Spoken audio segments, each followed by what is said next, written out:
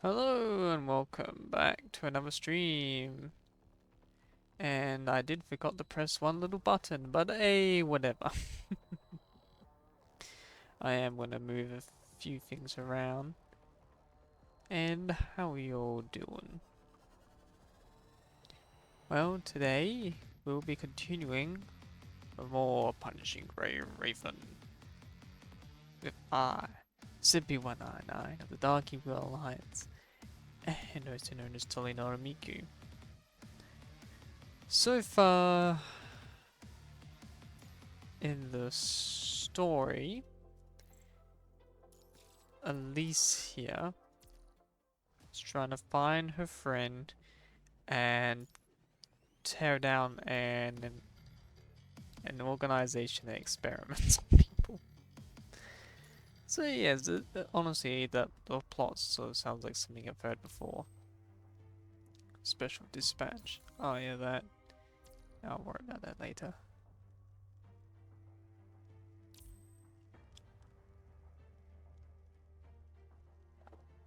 Without further ado, we'll continue the story. Sit back, relax, and enjoy the show.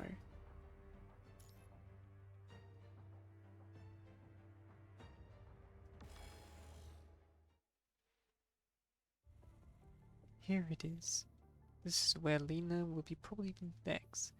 Based on the marks she left in the last flying fortress. This flying fortress appears deserted as well, but having survived the trap earlier, you know better than let your guard down now. What's that over there? It's a mark that Lena left. This is her last recon location. She's gotta be here. Hold on, you're... Echo haven't wasted time running into the flying fortress. But what's this? To Echo's surprise, it's no one in the flying fortress save for a vague figure on top of the platform in the middle.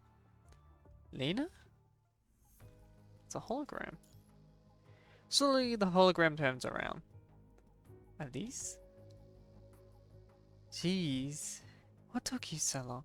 Been waiting for you all this time. Lena, I'm so glad you're alive. Where are you?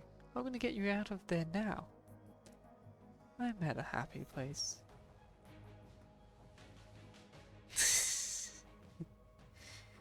Ah. Sounds like brainwashing to me. If you really want to know where this is, it's Utopia, Lena. It's a good place, I can tell you. I need to let myself have a rest there, because I feel exhausted. No, Lena, no, remember what you said about getting out of Utopia for freedom? Freedom, huh?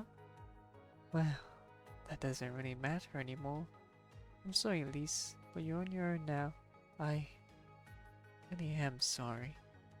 But I'm sure we'll see each other there, right, Elise? No!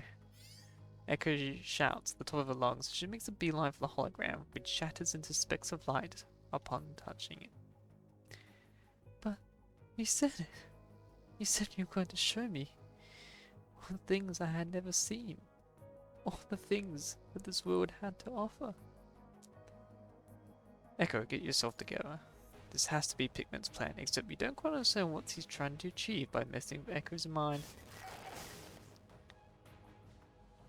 A huge screen nearby flickers, and a figure donning a white robe slowly appears.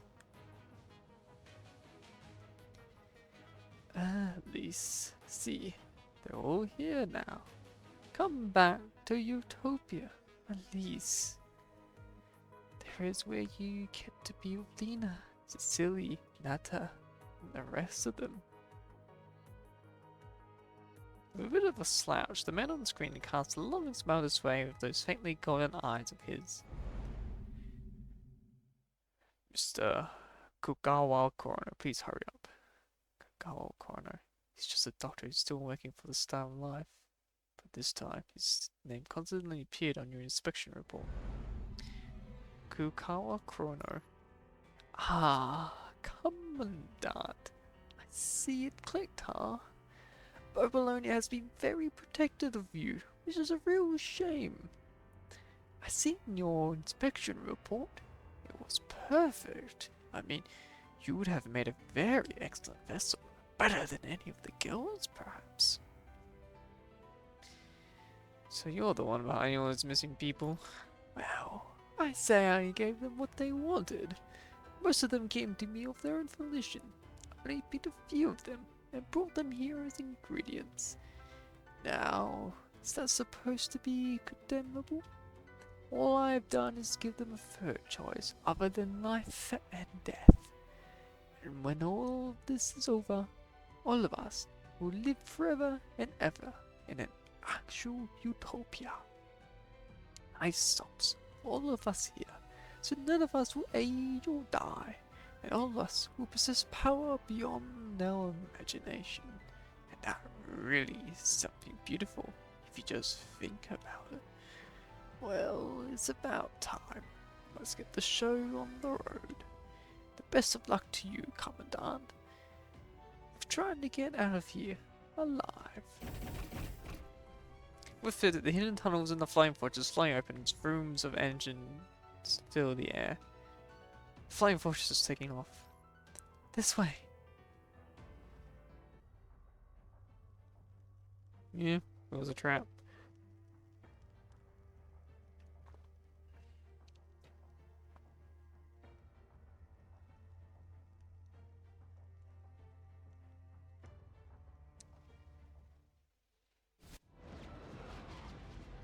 But they're already airborne.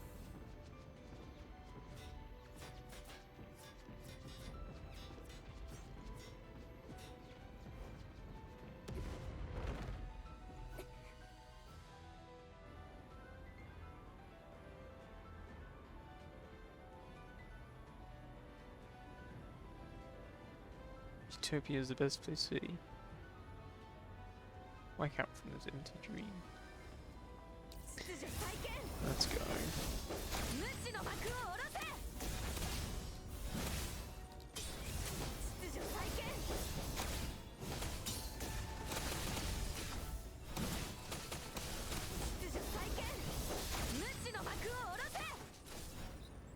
Time no see. Long time no see. Your group belongs. Warrior Bastion ready.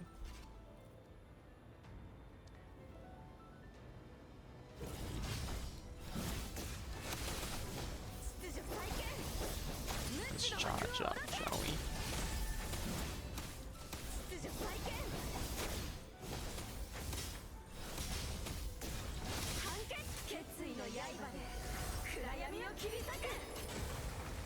Yeah, still alive.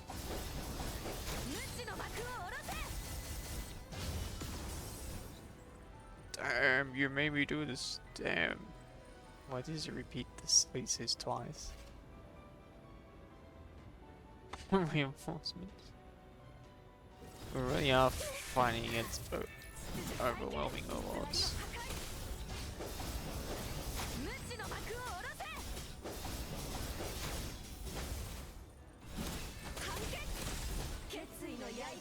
Let's go.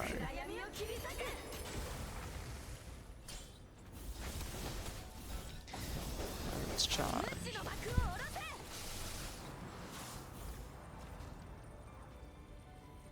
Ah, you just destroyed the bullets in there, apparently.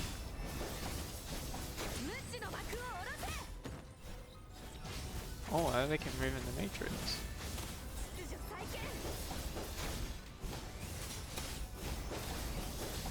Let's go into the zone.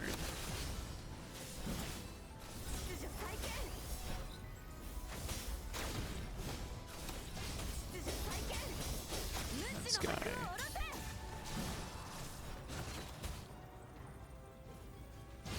Well, that's easy.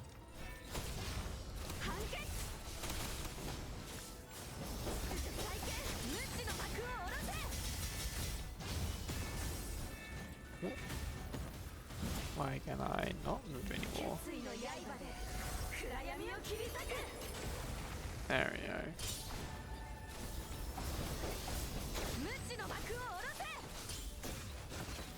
Why am I shooting at?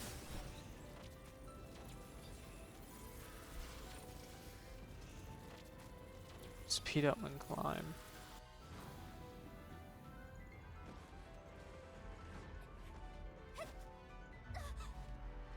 Drones of gravity. Well, that was something. Ah, the mine. It's silly.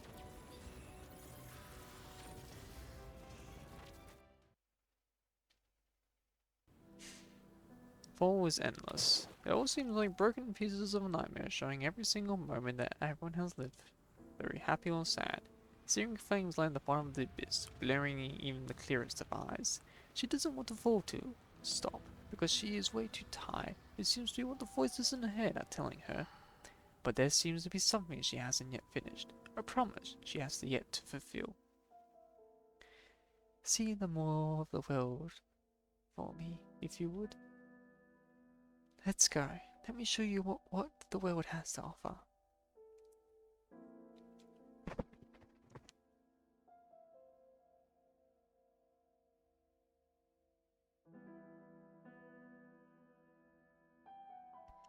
All the one bearing their hopes, so you must press on. Who am I? Why do I have to do this? You're Elise. You're the echo that makes all of us proud. Didn't you say you want to pursue your justice? Aren't you going to go back and check out the ocean that little Elise once saw? Go, wake up now, and see this world for us. As though enshrouded by woolly clouds, her consciousness floats up, away from the nightmare and searing flames.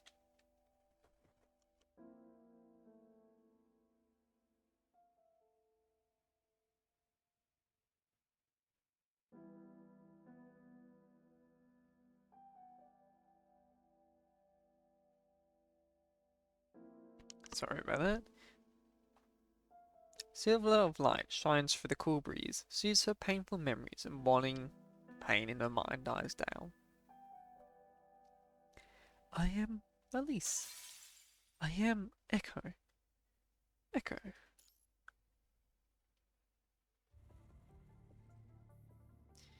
Silly. Next to her, the armor hums impatiently. Echo, get yourself together. By the time the two of you made your way into the flying fortress, Pigman has long gone, leaving behind numerous mind disruptors as he did before, which once again took a toll on Echo's mind after calling for help immediately. He performed emergency relief on Echo without cutting off the deep mind connection with her for quite some time before she finally woke up. My mind. It's not looking good at all. We took a quick look at your mind, but we can't really tell what happened in there because your frame model is not one of Babylonia's. All we can do now is report the situation to the Science Council and the Star of Life and hope they come up with a solution soon. So it's also best if you stop fighting now. Your frame is a real mess. Some of your parts are suffering from lack of maintenance and overuse. See this? You need to be swapped out and... Are you from Babylonia? With it, Echo jumps to the bed and tries to get out through the window. Calm down. Did you promise you that I would go back to Babylonia with you? That's not happening now. I just received a notice. They revoked your arrest warrant for now. What?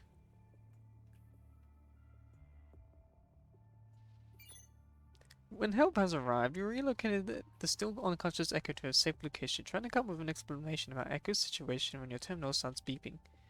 They revoked the warrants for Lena and the tablet project? This is probably a signal interruption here. I received the same message before I arrived here. It's Asimov.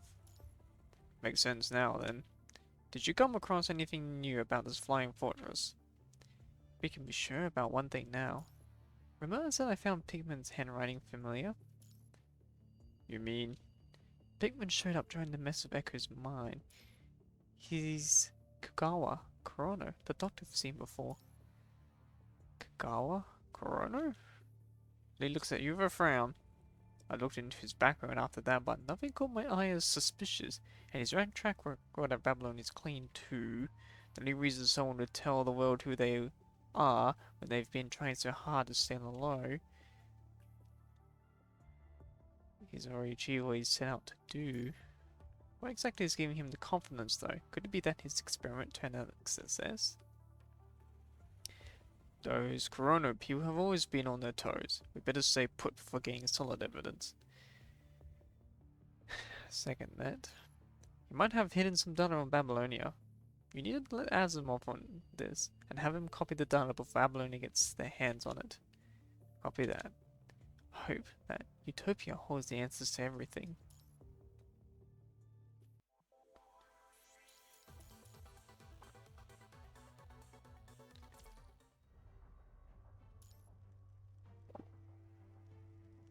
Delayed justice. The balance can tip toward one end, when two sides don't hold equal weight. The Parliament. The whole turns into a sea of noise as soon as the people inside are informed of the new proposition, one designed to reinforce the elimination of illegal labs and illicit experiments.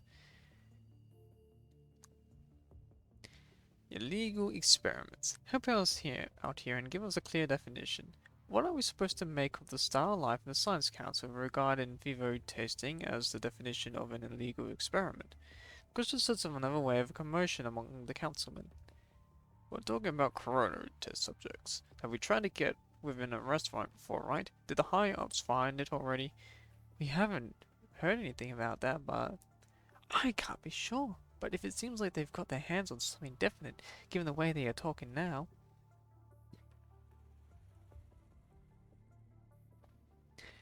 Yes, I'll cut to the chase then. Since we're all on the same page here, concerning certain illegal experiments conducted on Earth, we now have our hands on definite evidence and working on turning our findings into our report, which we'll make public once completed. But haven't you told us that the constitutes an illegal experiment?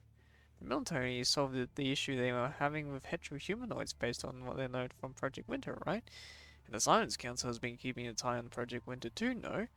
So, are we going to classify the Science Council as a legal experiment project now?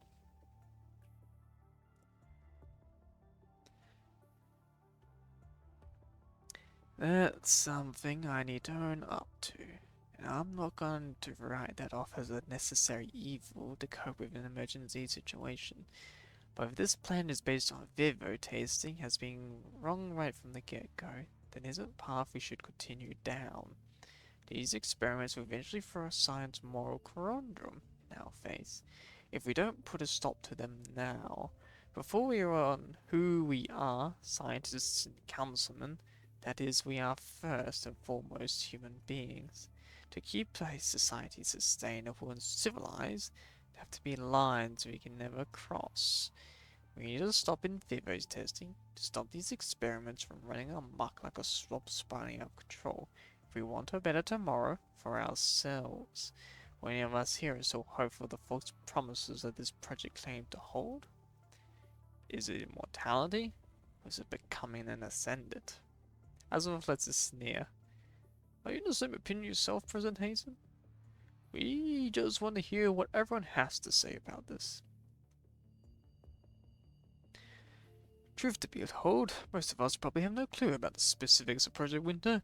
We all know that we can benefit from it, but at what cost? Does any of us really know how many of our soldiers lost their lives to these experiments all these years when they didn't have to?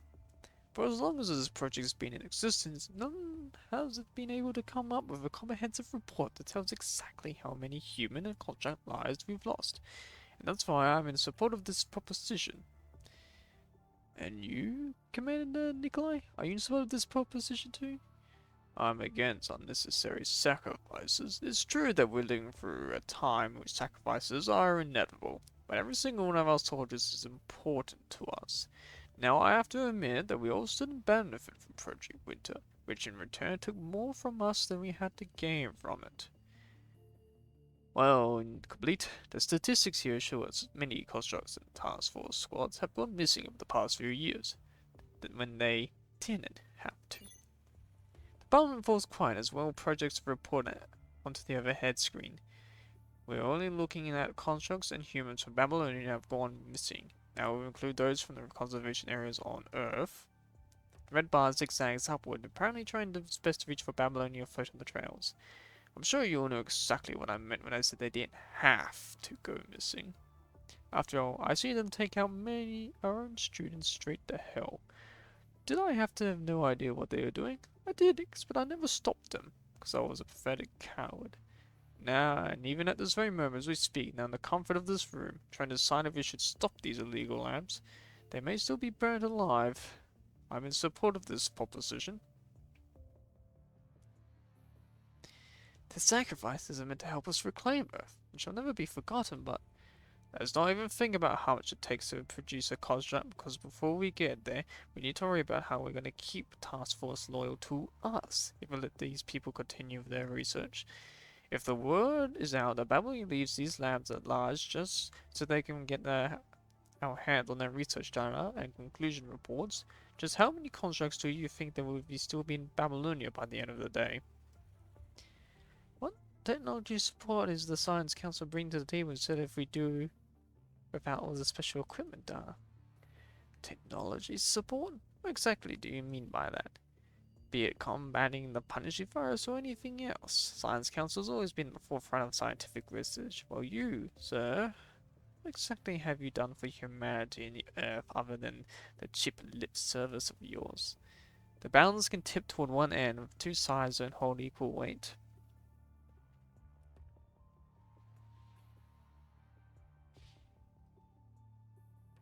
The mission has been assigned to Lucia. Got it. Thanks. As soon as he hangs up, Asimov finds himself deep in thought. Then he opens one another encrypted channel. He sees the face of the Grey Raven Commandant on the screen. Asimov, the Parliament has passed a proposition about eliminating all illegal labs and research projects. The funding gap wasn't big, but the balance did tilt toward our side. And with that, Burmese army will temporarily lift arrest warrants that were previously put on Lena from Caribou and Corona test subject. Going forward, they'll be searching for them without actually arresting them. Got that message too. Speedy, huh? And thank you for the thing you sent back there. Even if Corona could pin Project Winter on the Science Council and the military, they wouldn't have the nerves to have the part rationalized at the cost of turning all the constructs into defectors. That doesn't mean they won't get desperate and do something crazy, so you better not let your guard down. Oh hey there, Yay. Why are you speaking in Cyrillic? Russian? Hoi hoi. How are you?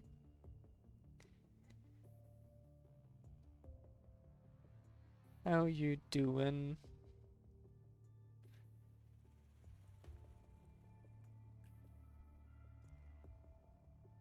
Oh, it's good evening in Russian. Dobry вечер? Добрый вечер. Dobry vek. Добрый вечер.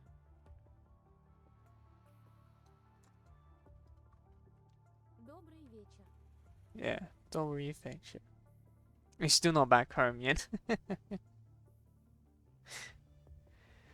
So, what have you been up to? I have heard you've been quite busy this month.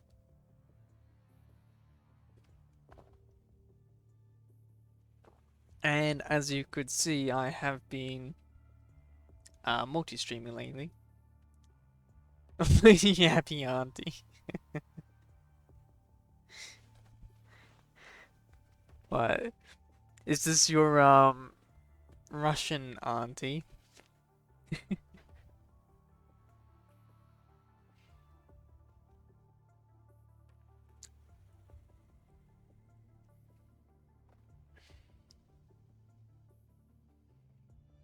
Oh, yeah, Kazakh.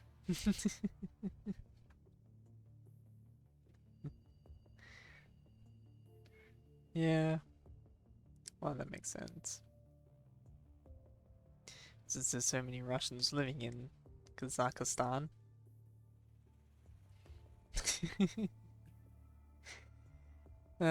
Almost sounds like you're socially trained now.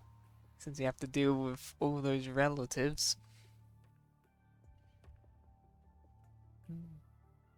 You must be eager when you get home.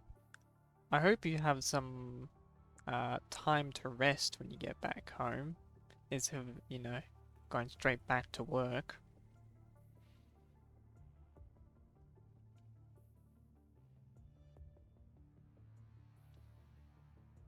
But yeah, sometimes it's nice to rest a bit after a long trip.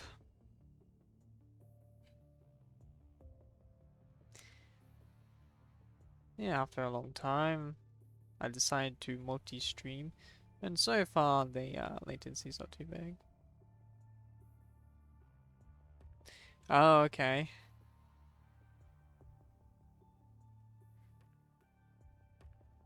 Ah, so you dragged your fiance with you. Introducing him to the family.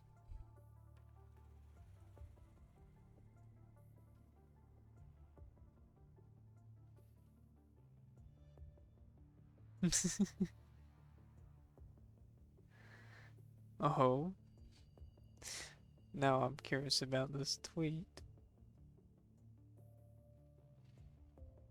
I'm not much of a person that checks Twitter. Sometimes I look at it for like 5 minutes and I'm like, yeah, I'm done for Twitter for the day.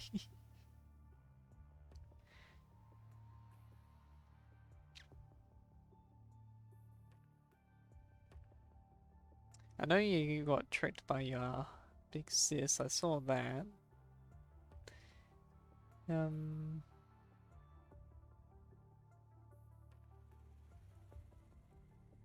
it's pretty hot. Modification. When you see like blowing air. Jet lag.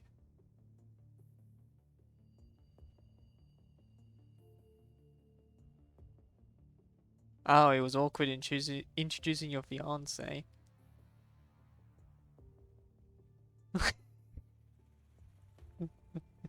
Oh, I see.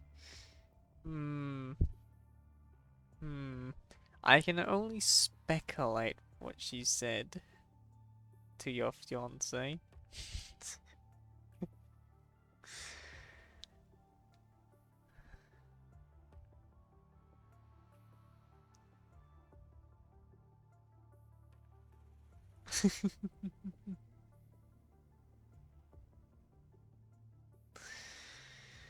I imagine it's something inappropriate.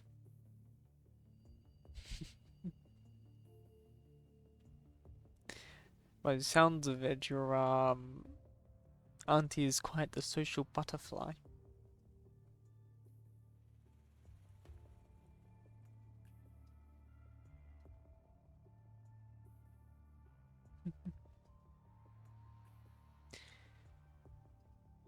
Also, since you were out, you missed No,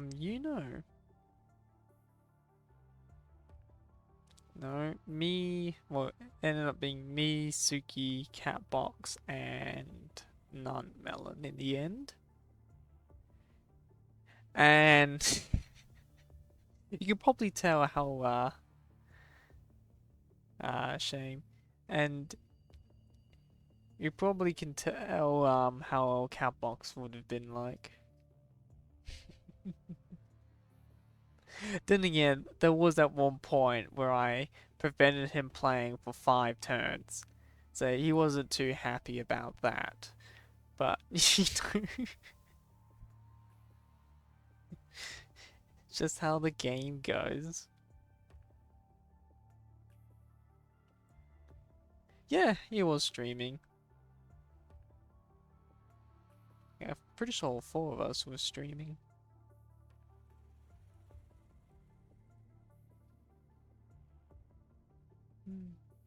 Yes, it was a friendly. Well, I called the stream a friendly game of but yes.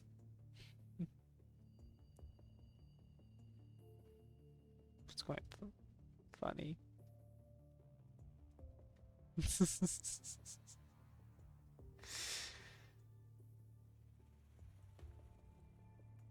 Well, Catbox like to play with the stacking rules, so I end up using that against him.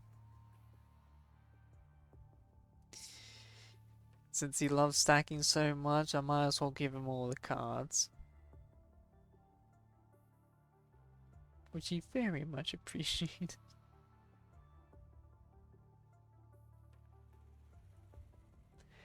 Now, do you ever wonder why my Twitch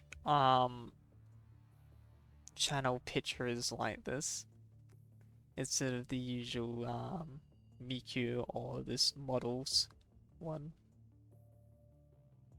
Stacking 7-0, that's pretty rough.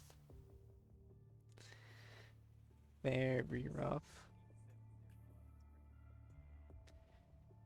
Ah, do you want to know the story behind my Twitch profile picture and why it isn't like a MIKU or a one of my model like it's on Kick?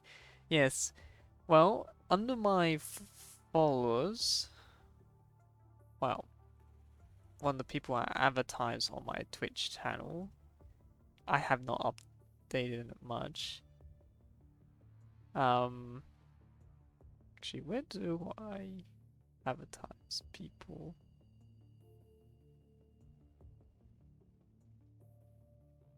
Huh. Well, I don't actually see it on my page. Oh no, yeah, I do now. Yes. My friend Burvard B. He has the same profile picture because I copied it off him years ago when he used to do Twitch streaming. So I just became his double, and I just put glasses on it.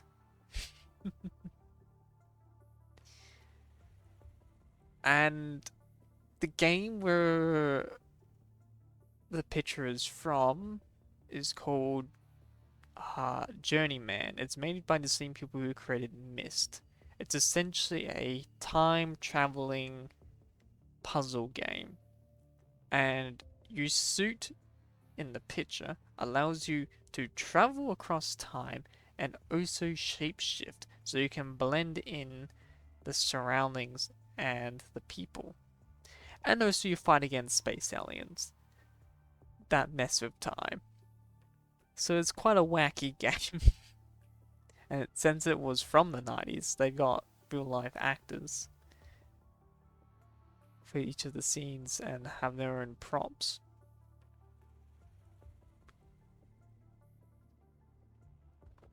It's a game he had on his computer back when he was a kid. He actually showed me that game when we used to hang out at each other's places when we were kids. And now we just play video games together or go down to the pub. But we live in different places now, so it's a bit hard to do that.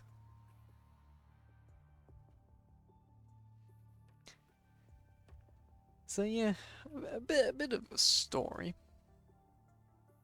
Anyway, we stream together once a month when we play Hearts of Iron 4.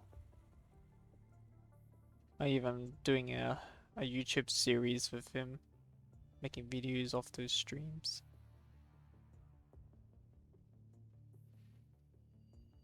So it's pretty fun. So,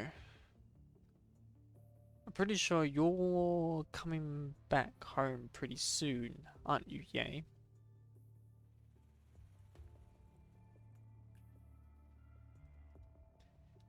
And then you can go back to the finals grind.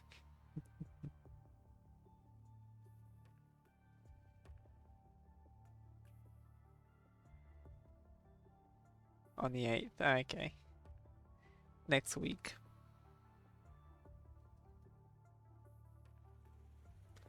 And the 8th is your grand return.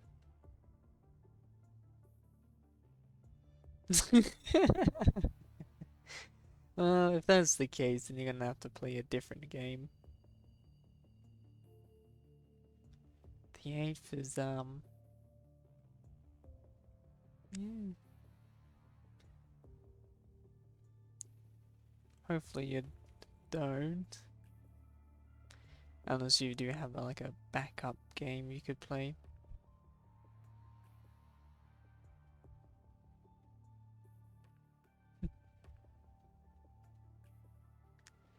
Now. Ah, Apex. Interesting. I know it's a popular game, but I have never actually played it. I've gone on that Apex grind.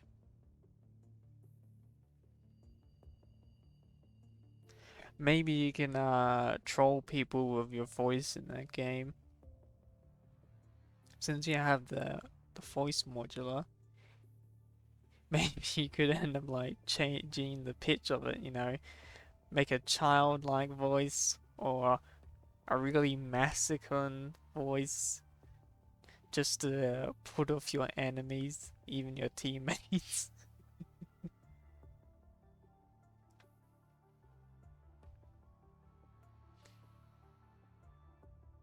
You know, nothing like a little bit of trolling.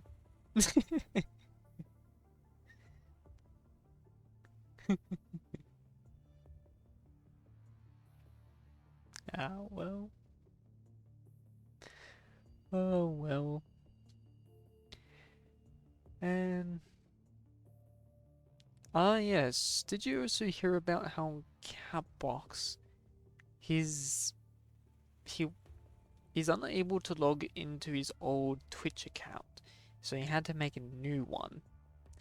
And he's pretty bit bummed about that because what did he reach? Affiliate. He reached Twitch affiliate and now he's lost it. And he tried to get it back by contacting them, but they're not having anything about it, so he had to start a new account. Yeah, he lost his OG account.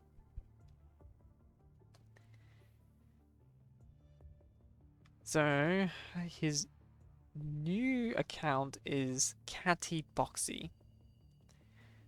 So he was Catbox GMZ VTuber, now he's Catty Boxy.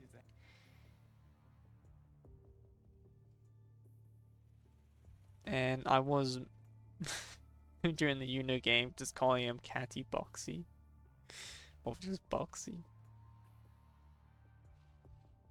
So yeah, he's sounds more cringe.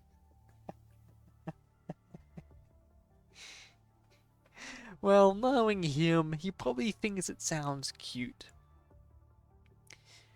And also, I got to meet up with his girlfriend in some of his streams where she was in the background.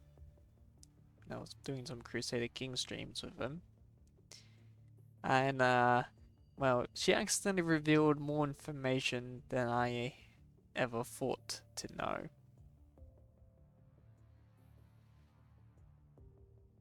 So I learned things about, Catbox. Which I never thought would happen. Yeah.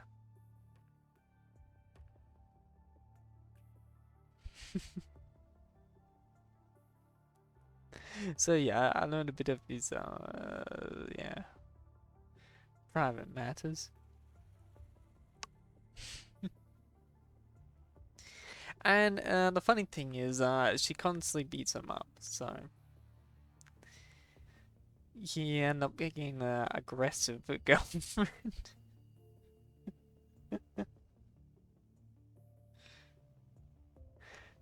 Apparently kicks him up.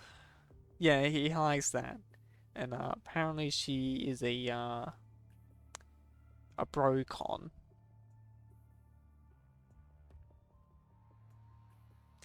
Nah, by the sounds of it, she's smaller than him, so. And a sadist and a masochism. So he certainly had his hands full.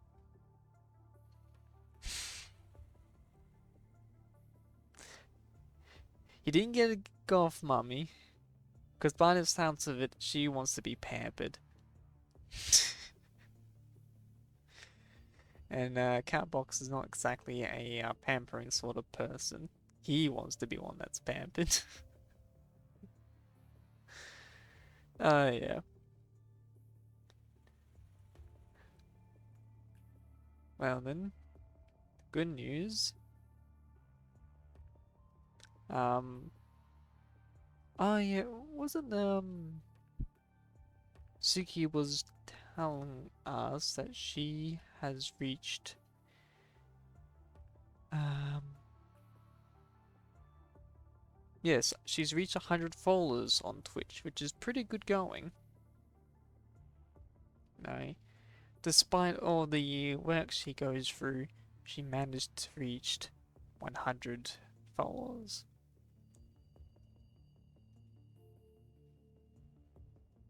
So we had a little congratulations with her during the stream.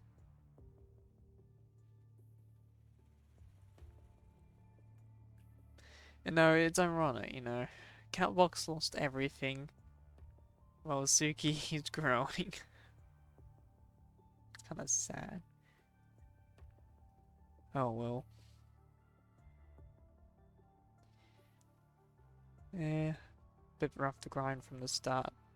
I know that from experience from when I originally lost my YouTube channel and I got it back. So I'm fine with that. Anyway, I'm gonna continue the story.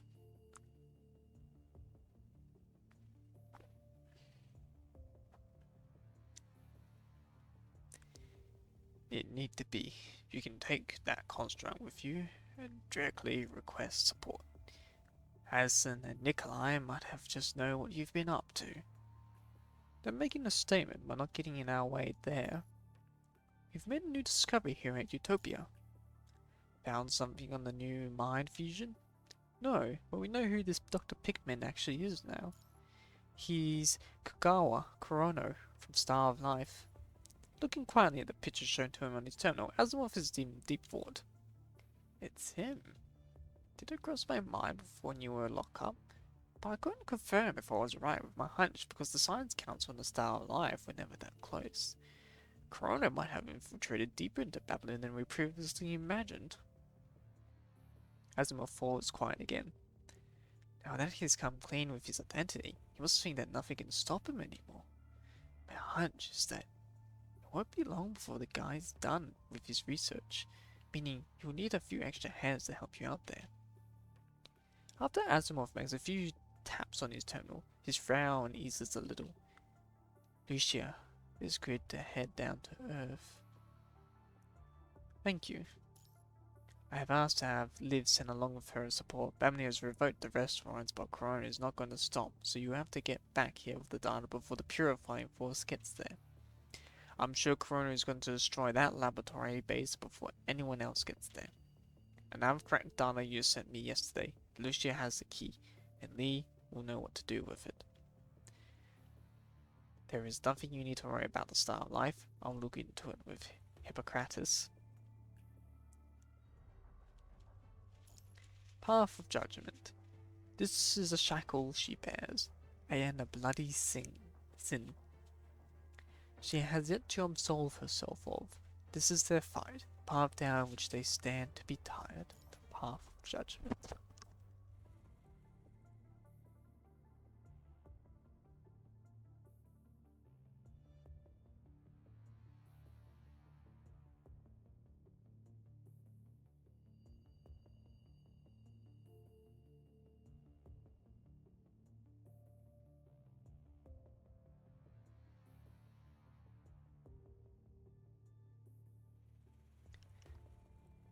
They've approved Lucius and Liv's support application.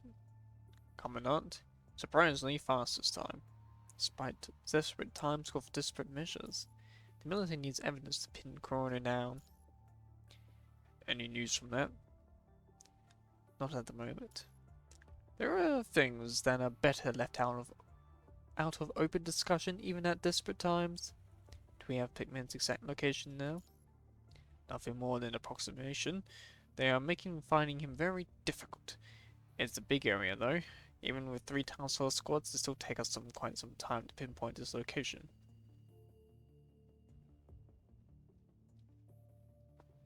And chances are they probably have already destroyed the data we need by the time we find them. There should be another way to go about this. I'll keep narrowing down Utopia to an even smaller area before Lucia and Liv arrive. I hope we can still make it in time.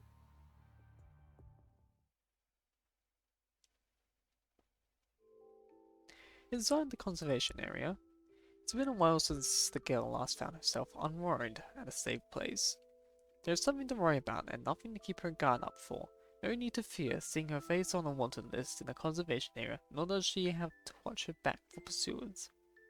Inside the tent, MIKU opens the window, letting a ray of sunlight come through along the window lattice. Outside the window, she catches the grey raven commandant in the middle of the conservation area with the construct going by Lee. Hey, what are you doing down here when you're supposed to be lying in bed? Coming through the door is the support construct that attended her just the other day. You really should be resting yourself now. We can't give you a full fix here because you don't have a whole lot of medical supplies for our disposable for constructs. Generally, the support construct escorts Echo back to her bed and checks the more severely damaged parts on her once more. On top of your mind, we are seeing more moderate damage in your support circulation system. You should get these parts changed too. The support contract lets out a sigh as she recalls the parts that need to be changed.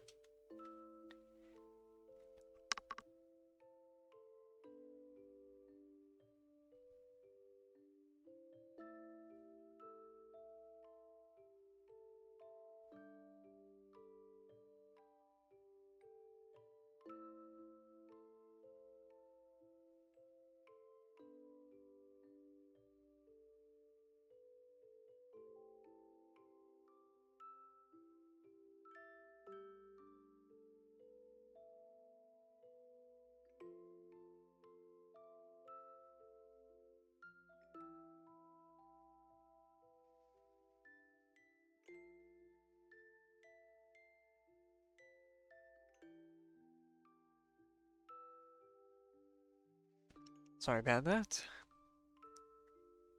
Well, aren't you feeling any pain? Or is the pain signal malfunctioning? I did feel pain before. Back when she was little, when everyone still called her Elise.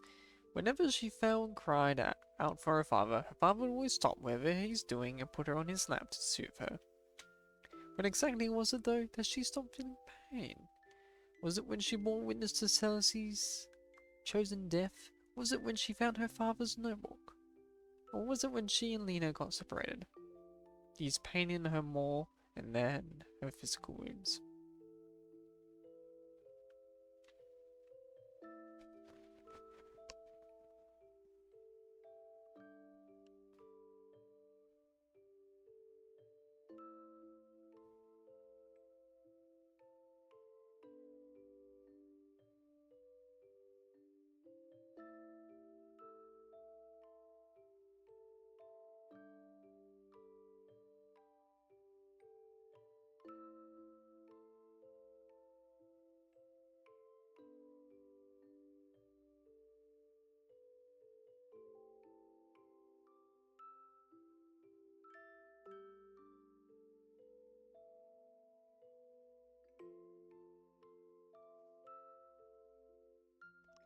Damn it, I keep on sneezing. But I guess I just got used to it. Gently, the support construct lets out a sigh after writing a few more things in her notebook. She looks tenderly at Echo. Guess what? You're in luck. This isn't the first time Babylonian is bringing home a construct from another faction. Asimov knows what he's doing, and I'm sure you'll be able to give your mind a full fix. Asimov? He's currently in charge of Babylonia's Science Council and his own chief technician. He's done a lot of brilliant research. I'm sure he can help you. He sounds amazing. Yeah, so chill. Let Babylon take care of everything now. And you already need to give yourself some rest here. Sleep kills your pain better than anything else. The support construct sits by Echo's bed and isn't until Echo's breathing slows down that she takes her leave quietly. When the door slowly clicks to close, however, Echo opens her eyes silently. Babylonia doesn't sound too bad at all. But I'm afraid that's not where I should be going now. Echo removes her weapon from the wall and, planning to escape, tiptoes her way across the floor to a window. Before she even opens the window, however, she hears the same hum she's heard only too many times. Sincerely? Would you like to stay here? The armor hums quietly as it touches Echo's forehead. Babylonia should be a nice place, and that Scion Council sounds pretty impressive too if you stay. Alright, fine. Let's go then. There are things that we just have to do on our own. Still talking, the Grey Raven Commandant and the Construct haven't noticed what's happening here.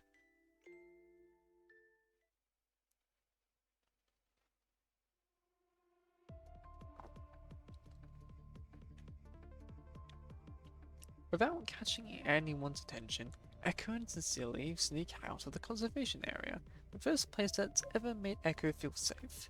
Based on what she ever hears from the conversation area between Grey Raven and Commandant and the Construct, Babylonia is apparently plotting an attack on Utopia, except they haven't yet pinpointed its location. Being an airborne camp, it is that compromises a few dozen flying fortresses. Utopia, if alerted, can easily slip into a non-traceable zone, making it close to impossible for anyone to ever find it again. Which is why Echo is starting to entertain the thought of turning herself into the torch that shines through the night. By putting a locator on herself, this is the shackle she bears, and a bloody sin she has yet to absolve herself of. This is their fight, and a path down which they stand to be tried. She doesn't know what the end of this path holds, but having come this far, Echo is now starting to have a grasp of what justice and order really mean, because someone has taught her what justice is like, shown her a path to freedom, and led her out of the swamp that once trapped her. She considers herself only too lucky for having such an experience. Let's get going, Cecily.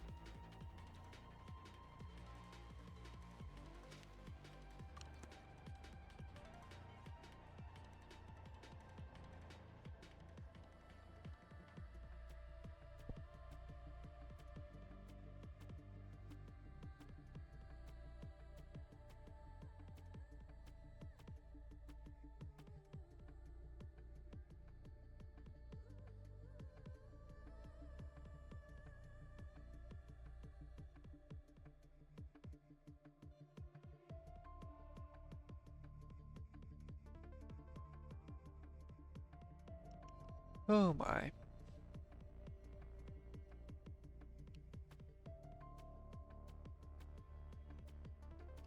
On her terminal, she dials a number she knows only too well, but has never once actually dialed. Alice? Anything I can do for you? Need reports of another test subject sent your way, or... I want to go back to Utopia. I see you've come around. I always knew my little Elise is the best of all. Come back, Elise. Come back to Utopia, where you'll be received with open arms, and become a real family with me. Seemingly preoccupied, Big Money sends Echo an address before hanging up. And back I will be, Father. Justice is bound to echo through the land. A storm might have invaded the skies, but the sun will shine on us once again. I find you, try you, and head straight for hell with you.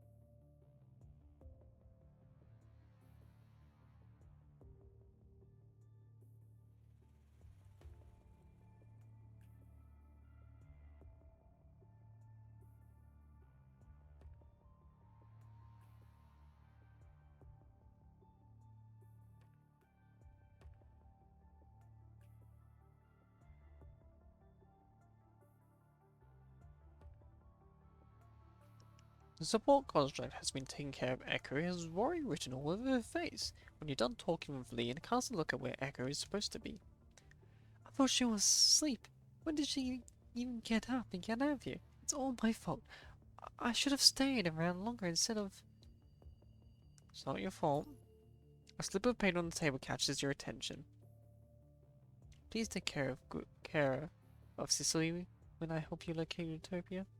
Except you don't see the armor that Echo caused Sicily, whom Echo sees as her older sister. There is just no way that the older sister would be sitting around seeing her younger sister walk into a battlefield. How much longer will it take Lucy and Liv to get here? They will be arriving in airdrop pods. They need time to get ready first, so you're looking at 25 minutes. That's good enough. Get yourself ready, we're leaving. Utopia shouldn't have been on Earth at all to begin with. You're gonna put an end to it. Reunion. Yes, Grey Ravens together again. In Utopia's lab, Pigman looks happily at the sample before him.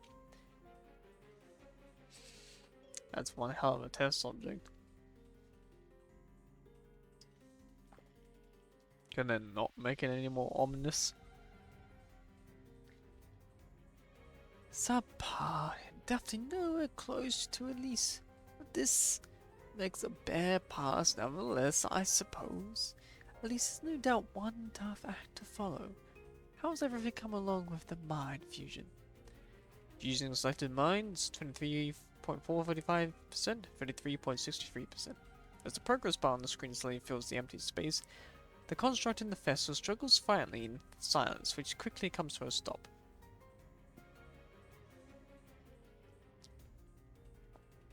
A slight rejection reaction is detected by the majority of the minds having been fused successfully. Keep going. Yes. Answers the researcher as the hand trembles right then. Two members of the Aurora Squadron appear from the other side and open the vessel to drag out the construct that looks long dead. Is it really right what you're doing, Mr. Pigman? Of course. It's going to be the whole new world where everyone will stop aging, mean that we won't be dealing with deaths or sadness. And that is the world we'll be seeing one another making contact with a greater power. But we don't have sufficient theories to... Son, here's something I want to share with you.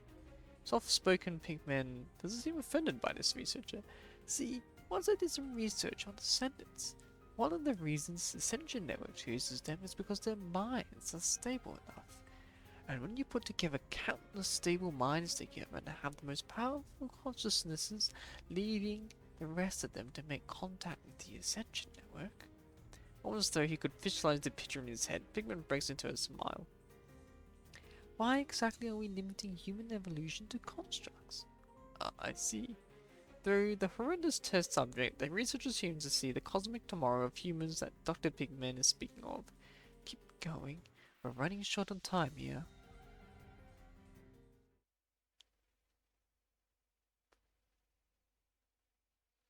He quickly assigned word to the construct staying behind the conservation area, notified nearby squads that offer support. When you finish all the preparations, see Lee ready in the vehicle waiting for you. All set, Commandant. Well, let's... Commandant! Lucia, live! I'm back, Commandant. Lucia of Grey Raven, reporting for duty. Lucia salutes you ceremoniously. How are you feeling, Lucia? Never been better, Commandant. Please rest assured. Lucia looks at you, her eyes brimming with the same loyalty and courage as always. Ready to make some noise? As much as you'll like to take some time to catch up with them, the clock on your terminal seems to be telling you that time awaits no one. Let's get going. Right. I'm at your disposal, Commandant. It's great that we're all together again. Not to mention that we'll be arriving at the place as a team rather than separately. Then, out we go, Grey Ravens. Roger. Roger. Roger.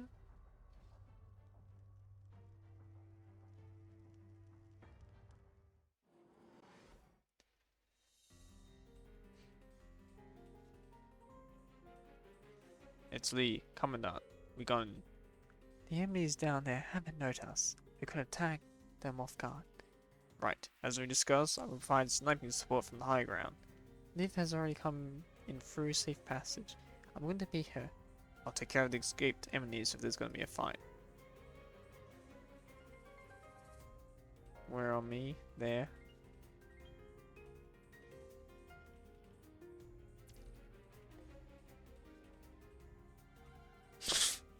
It looks so goofy.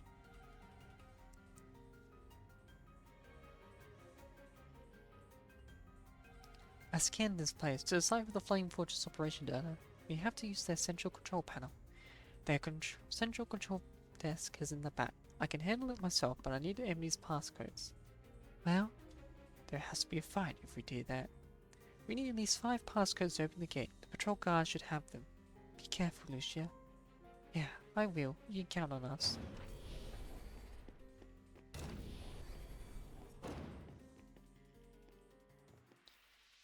We're gonna sneaky bleaky like.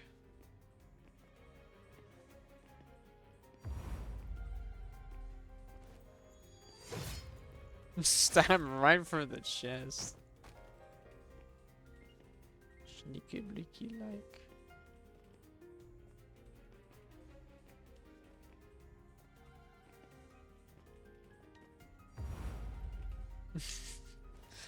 Why does that look so brutal?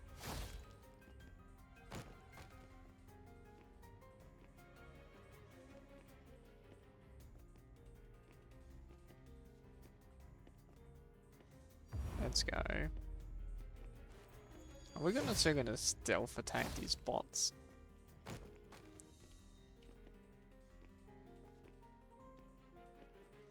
Can I stealth attack them? Alright, Darren was easy to destroy.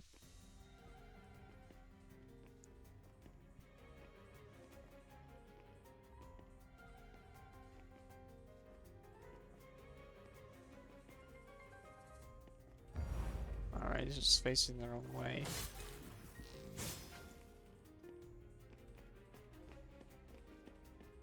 Alright. Inject the USB. Verified. Let me see. Is this file XTY86? Yeah, that's right. Damn. It's another firewall. Alarm won't stop. Base guards are approaching. Enemies on the second floor, where he is founded. Let's split up. Prepare for a breakthrough.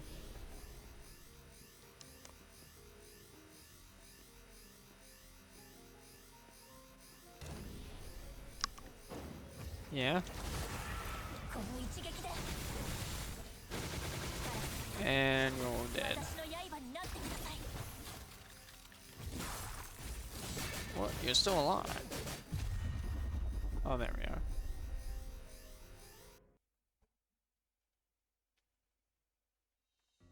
Operation data cracked. Flying fortress on the outer circle slowly come to a stop, following the heavy roars of machines and the grinding of gears, forming a weird shape around the central flying fortress. I cracked Utopia's central control system using the encryption key I got from Asimov, and locked all the smallest flying fortresses around the central flying fortress, so that whenever we happen to be after breaking through our current location, we can make a beeline straight into the central flying fortress. Let's keep heading toward the central flying fortress. Based on the current location, Echo appears to be on one of the smaller flying fortresses around there. You keep your fingers crossed, hoping to reach her in time.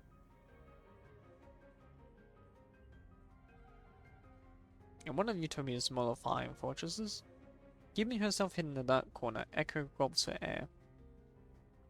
Utopia is so big. Countless flying vessels gathering as resembles around Utopia. Echo has tried again to brute force her way through, only to see more enemies behind the door every time she opens one.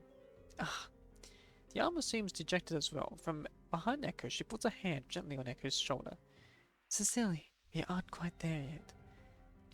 And Echo's show can't just stop there yet. When they are all this together, I'm sure we'll get him somewhere, like how the sun always shows itself out of the darkest hours. As Echo tries to figure out how to reserve her energy, the deck suddenly starts shaking. Commotion fills the air. Majority of the Aurora Squadron doesn't seem to know what just happened. It's them. Echo's eyes shine brightly. She knows her trust is paid off in the best way possible. The Commandant has cracked the data Echo herself had entrusted the Carry Raven with, and controlled these small flying fortresses with the encryption key in it. It's about time. Do you need a few more minutes before we go, Cecily? The armor touches Echo's forehead gently as talking to her in silence. Well, let's get going then. She's probably exhausted, but her eyes are glimmering with light, redolent of the stars and the galaxy. Utopia. Pigman squints his eyes in appreciation of the test subject in front of him, while the researcher beside him wastes no time recording what's happening. Mind fusion. 56, 24%, 67, 23%. As the red progress bar slowly fills the grey space, the construct in the vessel falls quiet after a violent struggle. Reaction detected. Remaining consciousness about 62%. That's good enough. How many samples do we have left? 3. That won't do. We're still missing the most important one. Leader. At best, the end product could be nothing more than a huge and orderly mess without a leader to hold the consciousness together. It's only when there is a leader that one is stable and firm in itself, leaving them if they come to make contact with the greater power. What a shame. He shakes his head as he casts a look at the screen next to him, which is now showing Echo fighting alongside the armor. At least, said sincerely, either one of you has what it takes to put this experiment to a perfect end, which is not necessarily a bad thing. Bigman breaks into a smile. Never thought I ever need to use Plan B, but...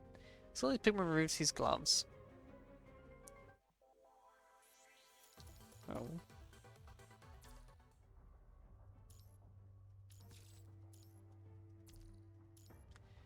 King...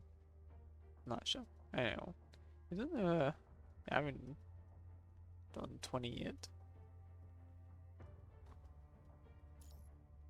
Mark of Terror. I guess in 3 more chapters or parts will be there. Conference room, Babylonia. Sitting in a corner, Wells keeps his gaze on the silver falcon badge in his hand. The Grave Ravens are now around the coordinates provided by the Corona test subject and have discovered the target flying fortress. The target of task force has been ordered to head down to support. Won't be long before Dark Ares arrives as well. Say, what's on your mind, Wells? You've been quiet for far too long.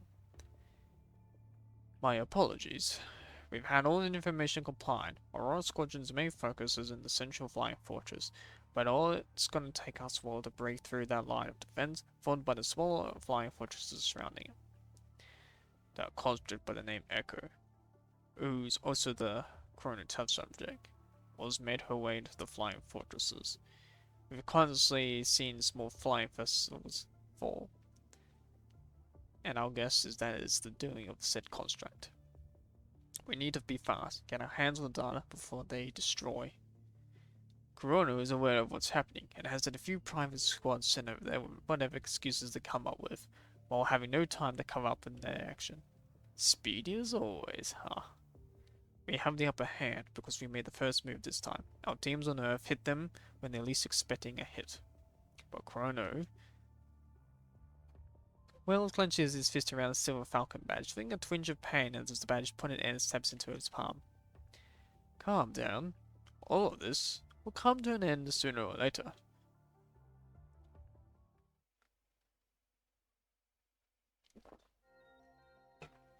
In the extravagantly furnished office, Collins opened his mouth to speak while absentmindedly going through the reports in hand, not even looking up.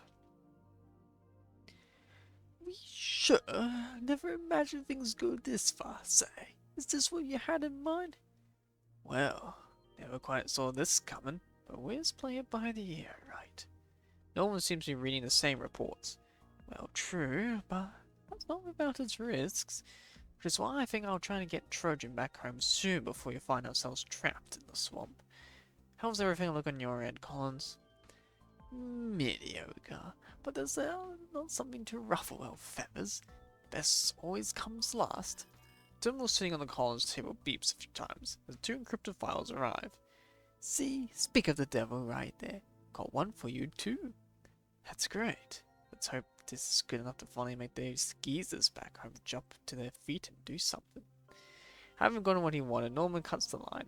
Collins, however, takes no offense. Looks out the window past which he seems to be able to see through space and see Earth beyond.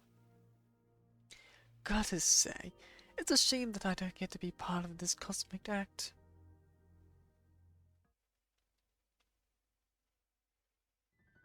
In Utopia's control room, Standing upright in the middle of the control room, a test subject has numerous wires connected to their body, machinery around them humming away. Pikmin removes his gloves and fine-tunes one of the machines.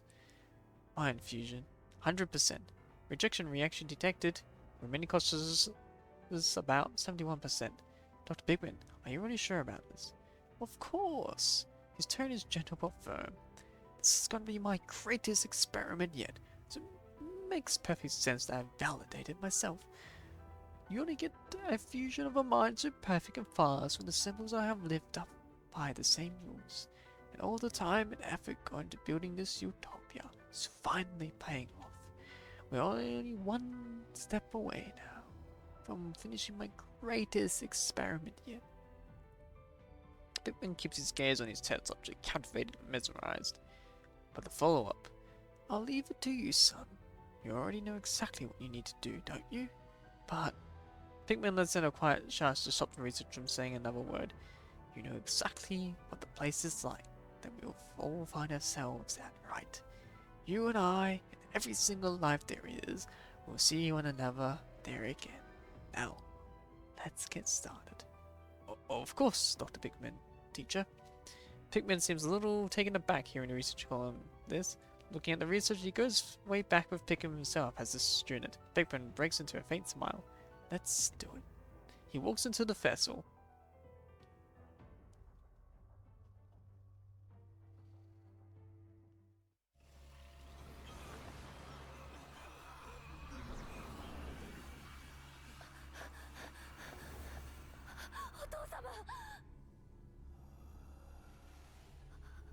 He merged himself in a collective.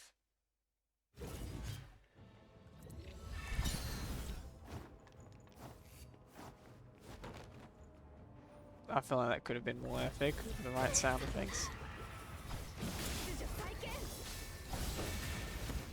Oh, I need to charge myself up. There we go.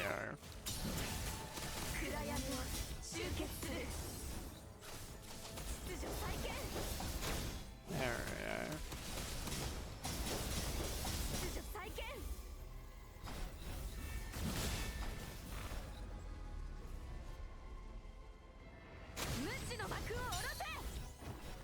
Let's go.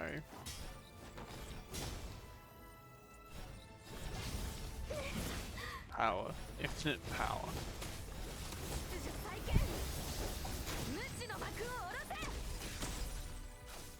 Oh. Come, release me. Did he had to make the body so ominous?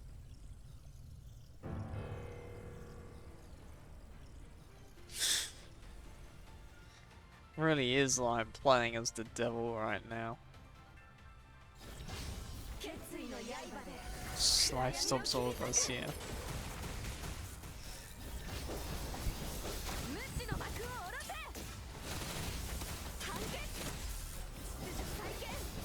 Let's go. Oh, they're short of the platform.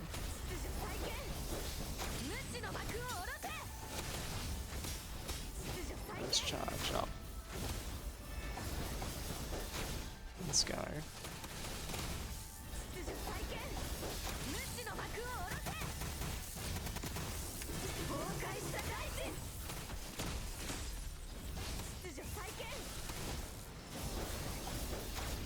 Saving my ult. Oh, I thought there was gonna be more. Embracing death.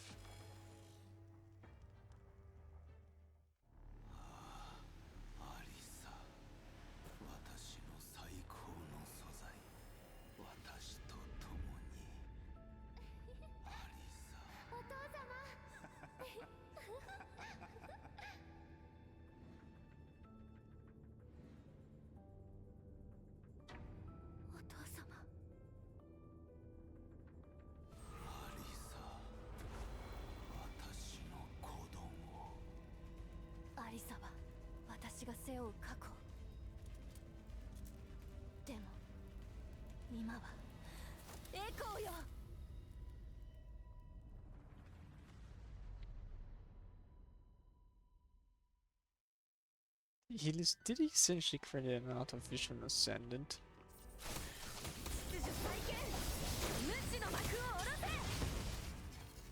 Oh. Well, I'm getting my ass beaten.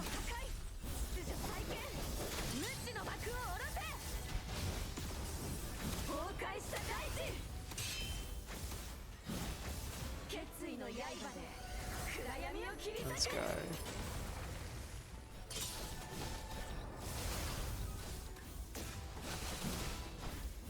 Let's charge up.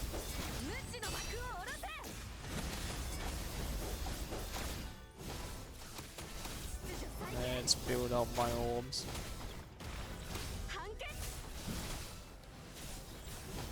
Let's go.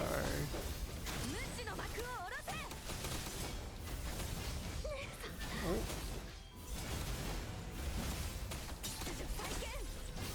Let's charge up some more. That's what I like to see. Oh. He almost blasted me then.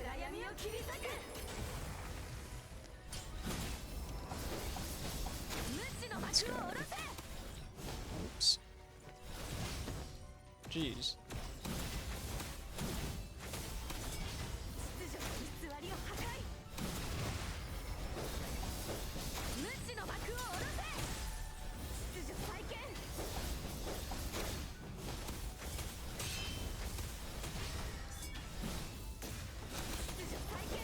Let's charge up. Let's go.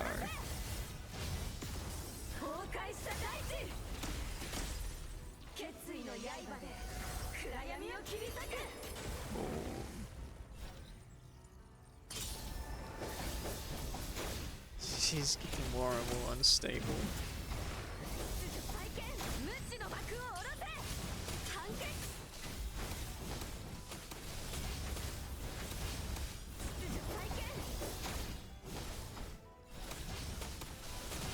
Let's charge up some more. Oh. Jeez, he's brutal.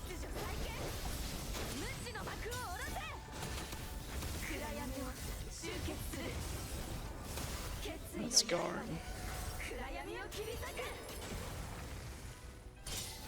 Not dying here.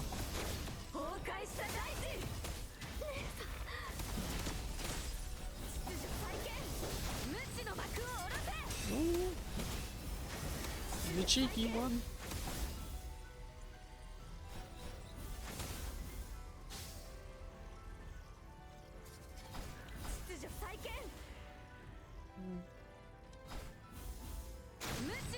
There we go.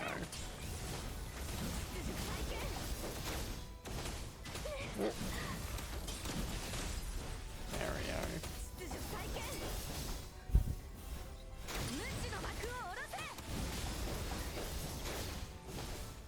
Oh, I need more orbs. There we go.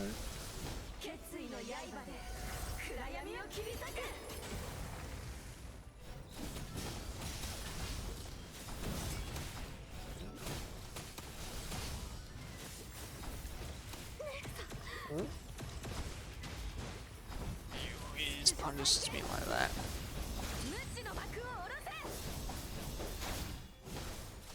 Where is he? There we go. Let's finish this.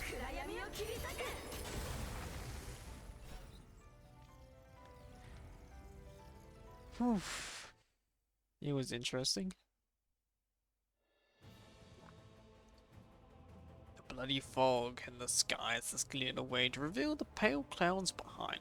Collapsing on the ground, the horrendous test subject seems one cast cryptic race away from his demise. Her frame broken, her fingers shaking, Echo struggles to her feet, puts an arrow on her bow and aims it straight at the test subject. Father, for the longest time I wanted to believe that you chose this path because you were misled. Never did I once cross my mind that this whole thing had been wrong from the very start. At least, the space around the subject vibrates finally as it appears on the verge of a breakdown, proudly experiencing a mind turmoil. This is the worst world is, and there is no way you're changing this world on your own. The only thing you can change is yourself. Survival of the fittest always holds true, which is why the path we've chosen is the right one. You're right. This is the way this world is. But I've always believed that I have these people by my side who are trying to make their way through the darkness with me. They guide me toward the right path. Light in the darkness. They've been with me all along. They have always been with me going forward. There is nothing you need to fear as long as you let nothing change you. Let's go. You're the one bearing the hopes, so you must press on. Justice is bound to echo through the land. Darkness might have already devoured this world, but there will eventually come a day when the light of the sun shines through. From behind Echo, the armor puts a hand gently on her shoulder. Farewell, father. Commandant, watch out! Following near splittering blow-ups, the flying fortress deck shakes violently when a piece of metal flying away is only meters away from crushing you. Lucia comes to your rescue and blocks it. Over there! Looking in the distance, you see that Utopia's central flying fortress is growing distorted in your sight, with heat waves. It's Echo. Seems like she managed to pull it off. More explosions ensure. The central flying fortress seems severely damaged from the inside. This place is blown up too soon. Hurry up, come this way. After wiping out a few Aurora Squadron soldiers still resisting, you've wasted time figuring out the fastest retreat route. Are we able to get hold of Echo? We're experiencing heavy signal interruption here because of the explosions. We probably won't be getting any signal around here for quite a while. This way.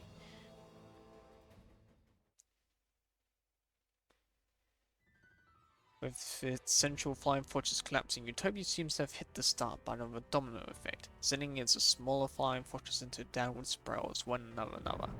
The smoke and gunshots blend to the most bizarre symphony, while the deck behind you lets out cries, clinging at its horrendous tilt. We're breaking through forward, jumping off the deck. Let's get our short distance jetpacks ready for deployment. You're safe with us, Commandant. Fear not, Commandant. Don't. It's been a while since we last fought together like this. Yeah, it's been a while. Watch out. Get ready. Jump. Behind you is a bizarre mess of flying fortresses threatening to fall at any moment, while up ahead you're looking at a burning land. Even with all the odds against you, however, you don't seem to feel one bit of fear. Lucia holds the protective belt on your suit with all her might, while Lee and Liv deploy their short-distance jetpacks nearby. Seeing pieces of metal they used to be Utopia pierce the sky and leave blood-red parabolas, you find it hard to believe that such a behemoth met its bitter end just like that. This marks the end of a giant.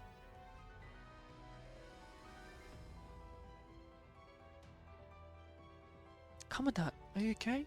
I'm okay. You're almost unscathed under the Grey Raven's protection. You haven't even seen the actual war yet. Echo has chosen to face it. War that what's hers, only to fight all by herself.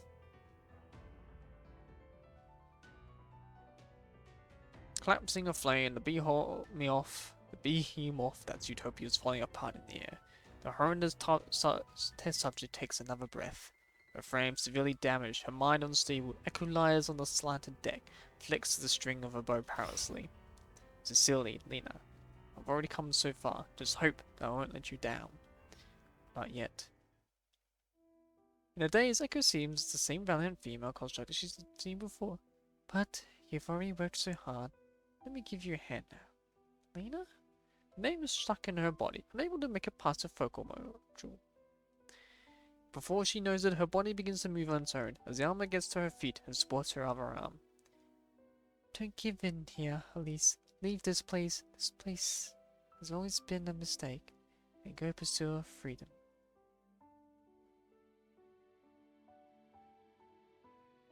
Feeling as though her mind, surrounded by lukewarm spring water, Echo falls deeply asleep.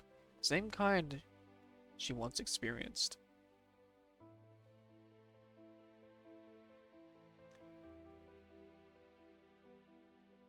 You're on your own, going forward, Elise.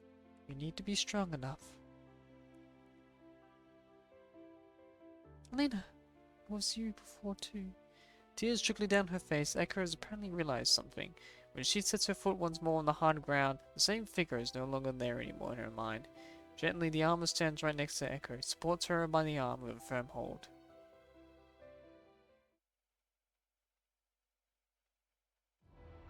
Still not getting through?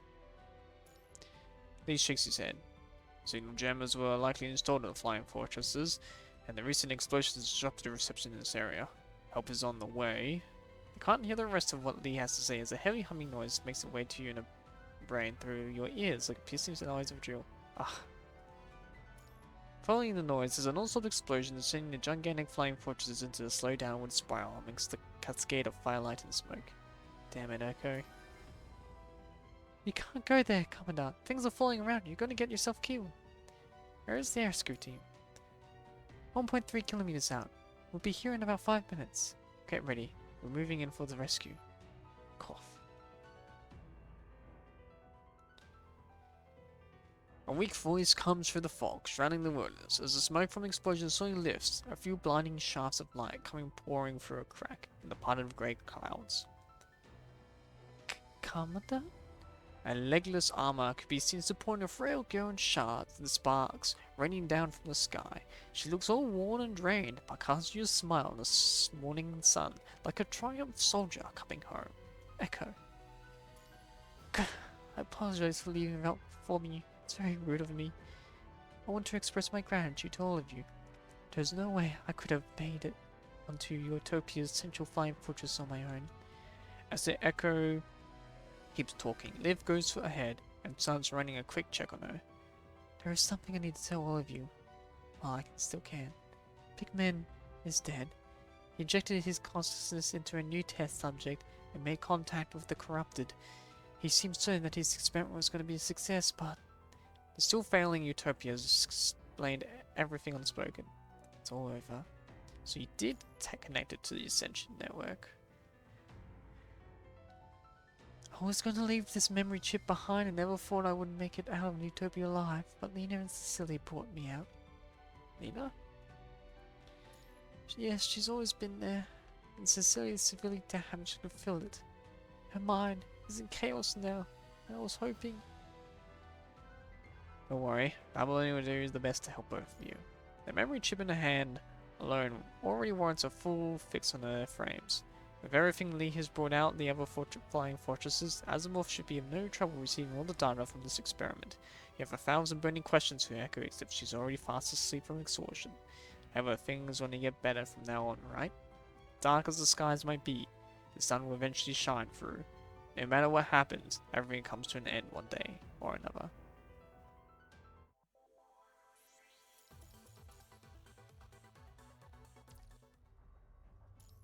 Ever-glowing justice. Lies have given birth to a judge of truth, who have walked down the thorny path, and tried the perfidious deity, their own blood, or the lies he had spurned. Project Symphola has been proven fallacious and viable. Some of the plan's objectives are indeed achievable, but research findings of mine are the most important experiment results that can be obtained from the project. I shall continue probing into the vast territory of mine, which will still have a great deal to learn, and the world shall one day see what my endeavor has to show for. The data from the past is all but meaningless. There's no better than worker bees and queens, which made them a loose bunch. It's impossible for one to make contact with the Ascension network. With Symphola, for one child alone, become an ascendant, even greater being. The initial experiment has already proved my theory correct. I've come up with a perfect experiment venue, and all lives shall continue in the North Forge. This is where Kagawa Corona's plan begun. Inject a sufficient number of consciousness into one single mind, having a strong enough vessel to hold them all, to ultimately make contact with the Ascension network. He received a grant that allowed him to turn his plan into action, which led to the establishment of Utopia, as he realized that when constructs lived by morally constructed standards aligned with human requirements, the rejection rate during mind fusion would decrease. I have my hands on the proper reports too, except the ones to be made public, I'll be dealing with them the same old way. By the way, how is the Chrono test subject doing? She piques my interest, and that bioweapon armor. I'll take her back to Babylon for a break when we're done. And you think Chrono's gonna be cool with Babylon keeping her? They already have their plates too full to think about that. The task force squads that arrived have all but completely wiped out Aurora's squadron, missing only a handful of those who ran for dear life. Led by Isarius, the Purifying Force uh, was around the area and had a mission suspension notification sent to the terminals right when things are about to get rough between them and Grey Raven.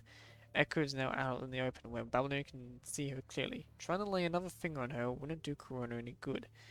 Those used to the dark will never want to expose themselves to the light.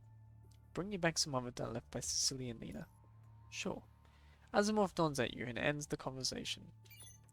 After ending his conversation with Zod, Asimov returns his gaze to the dark blue behemoth that's just stopped. There has to be something he's not privy to. Theoretically, just Tull should have complete record of all the materials the Science Council has had since the Golden Age. As far as he knows, the Science Council in the Golden Age is where the technology that has brought about mind found its roots. And if he can manage to get his hands on the original documents and personal logs from back then, he just might be able to envision a clearer picture. But apparently, a line of words show up on the screen that reads, "This record was lost during the Arcadia evacuation and cannot be found." Asimov lets out a sigh as he downs in one go the cold coffee on the table. The Arcadia evacuation. It wiped out over 90% of the meeting records and personal logs that belonged to the Science Council from the Golden Age. Of the sea of irrelevant reports, records, case files, and dossiers, there was only one pertaining to a redestination. Effectively today, Doctor has been recalled from Kulong to supervise the Science Council Section 3. Having nothing but this one line, the document appears to be a normal redestination notice to an employee. Having gone through the sea of files and whatnot, Asmo has come across nothing other than this one document. Currently, however, Justin holds no records of the Science Council Section 3 mentioned in the document. Didn't turn anything else up, huh? This coincidence seems a bit too convenient. It's almost claiming itself to be a trap out loud. That's probably what it is, a trap hidden within a time of prosperity. Asimov never had the privilege to experience himself. The blinking red light in the bottom right corner of the screen cuts his train of thoughts short. Another attempt at a legal connection. Sure getting a little more of these lately. Self-replicating sequence, seems like they know what they're doing. Asimov has seen his fair share of these petty cyber attacks, but these attacks are far from breaching just its firewall. But a thought pervades his mind when he casts another look over the one-line redestination on the screen. Recalled from Kulong? The last time Gestalt was under attack was... Asimov remembers what happened today, every bit as clearly as though it took place yesterday. Who shall? Quietly, Gestalt was giving off the same dark blue light. Facing the behemoth, Asimov's slender figure seems almost insignificant. There has to be something he's not privy to. To gain even more time, Asimov's sure he can dig in one of the only available solutions of the sea of data. The bad news, however, is that time is against him. Sister AI. Time flies by quietly as all of you clean up after Aurora Squadron. In the afternoon, a notification pops on your terminal toward the end of the cleanup. Echo?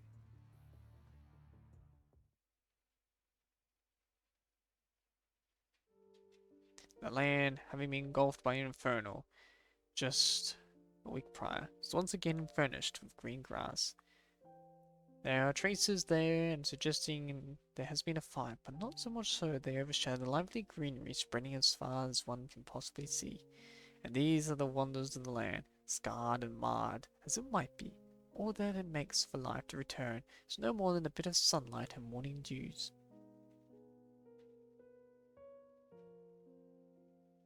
Commandant?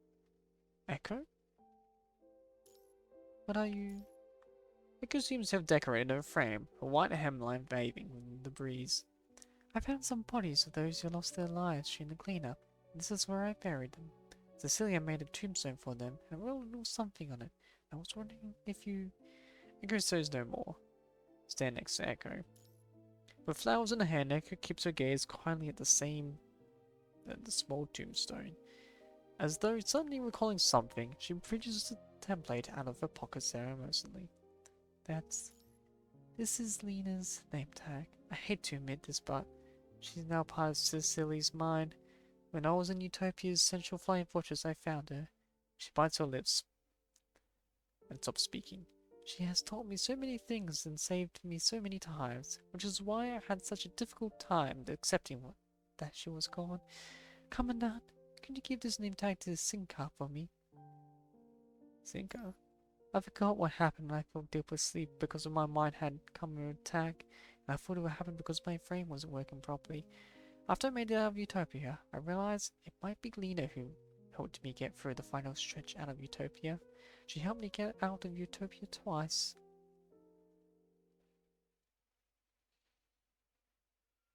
Elise, can you hear me?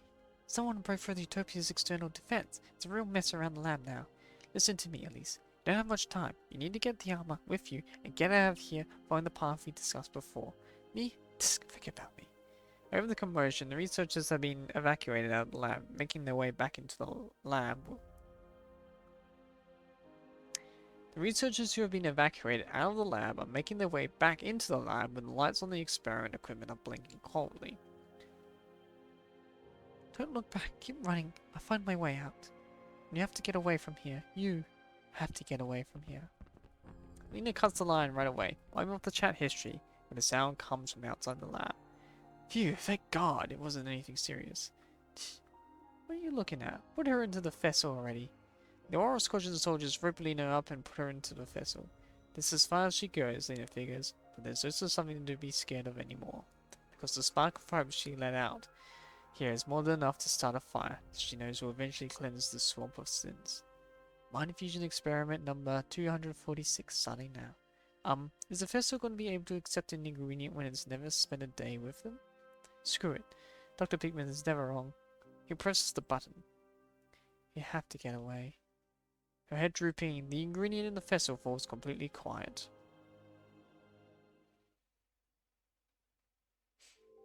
I think Zink was actually trying to find Lena, but Lena isn't coming back. I just don't know how to break it to her that the person she's been looking for. I can only imagine now how sad Zink and the rest of them must be, but I don't know what else to do other than asking them to keep this name tag. I can't really recall what happened back then, but I believe that will eventually come a day when Zink becomes a commandant so great that Lena will smile at her in approval, so I'll make sure she gets this. The grass is shining green in the sun, while the skies are thick with layers of clouds. None of this feels real to me. Sometimes I can help but wonder if this all just a dream, that I will still be in Utopia, and be the same helpless girl watching Cecilia and Lena throwing themselves into the abyss when I wake up. A dream or not, you have what it takes to fight all of that now. Darkness never makes a sound when stretching on, and people never clearly remember how they survived their nightmares. The sunlight of daybreak even makes them wonder if the nightmare is truly behind them already, or if they're about to live through yet another round. But every single spent living through it makes one that much wiser and puts them one step closer to hope and possibility. Just keep pressing on. Just keep pressing on. Says Echo, head drooping. Then she suddenly turns around and breaks into a bright smile at you. Right, we'll just keep pressing on. There's nothing I need to fear, as long as I let nothing change me, because justice is bound to echo through the land. I will become the echo of justice. I will be the song that's singing the world for generations to come. Gone is illusionary utopia, but the echo of justice is here to stay. The lies have given birth to the judge of truth, who have walked down the thorny path, has tried the previous deity with her own blood, for all their lies had spawned. Having come so far under the weight of all the souls and shackles she bears, the eternal tormenting mind, she has found her goal, and will dedicate the rest of her life to achieving it. Noticing the words that have come out of her mouth, Echo blushes in embarrassment. That all sounds a little ridiculous, doesn't it? No, sounds like a great dream to pursue her. This is Echo, at her purest, intrepid yet somewhat timid, yet her facade of a warrior. What are you going to do after this? I said I would go back to Babylonia with you. I'm not going back on my word. What's going to happen after the break on Babylonia? Break? Isn't Babylonia going to run some sort of experiment on me and Cecily? You're an individual, so one of Utopia's victims. Family is indeed going to put Echo in Sicily for experiments, but after negotiating with you, they've left it up to Echo to make her own decision. I see. Well, I think I'll keep tracking. Aurora Squadron. Aurora Squadron? Utopia's influence went far and beyond. When I was cleaning up the war zone, I came across evidence suggesting there were several flying fortresses out there that hadn't been destroyed. I want to stay on Earth to get rid of them all to prevent another utopia from emerging. Sounds like a great plan. Hang on, there's a cat.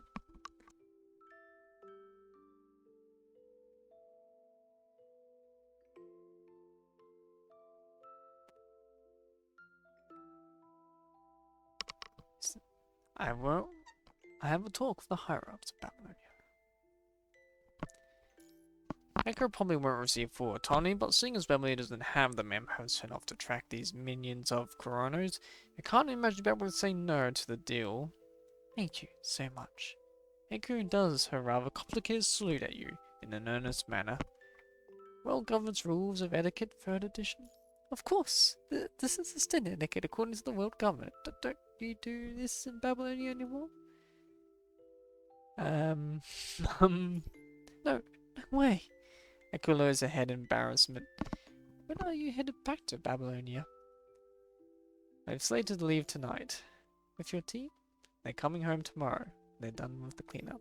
I'm just going back early to get started with the paperwork. And you?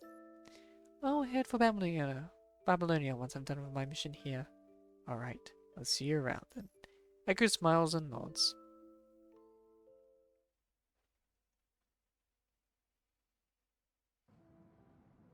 Long afterward, the Grey Raven Commandant would still recall his fateful day even now and then. Upon entering the transport craft past midnight, you merely notice the weariness etched on the faces of those around you. After you sit down by a window, Lucia smiles at you. When you turn away, she says, "It's April Fool's Day. What should we get you this year, Commandant?" And the answer you offer is, "Would it be great if you guys can come back home soon?" Be going back on your own, all the long faces that fill the transport craft. Nothing seems out of the ordinary. And it's when the plane's engine is gunned and the aircraft thrusts through the clouds. That's when Asimov once said hits you. But doesn't mean they won't get desperate and do something crazy, so you better not let your guard down. At this moment, remember receiving a mail not long ago from one certain happy-go-lucky girl for a prediction of your future. There's just one thing that you have to keep in mind. Stay on toes when you're on your way home this year. I wonder why an enemy's mail suddenly pops into your mind, and that's when you become aware of the gas quickly filling the aircraft, when effective only to humans.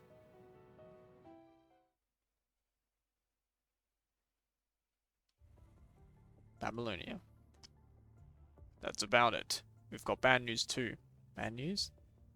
The people on the server has managed to acquire the data we presented at the previous meeting. What's more, they even have access to information that we ourselves aren't aware of yet.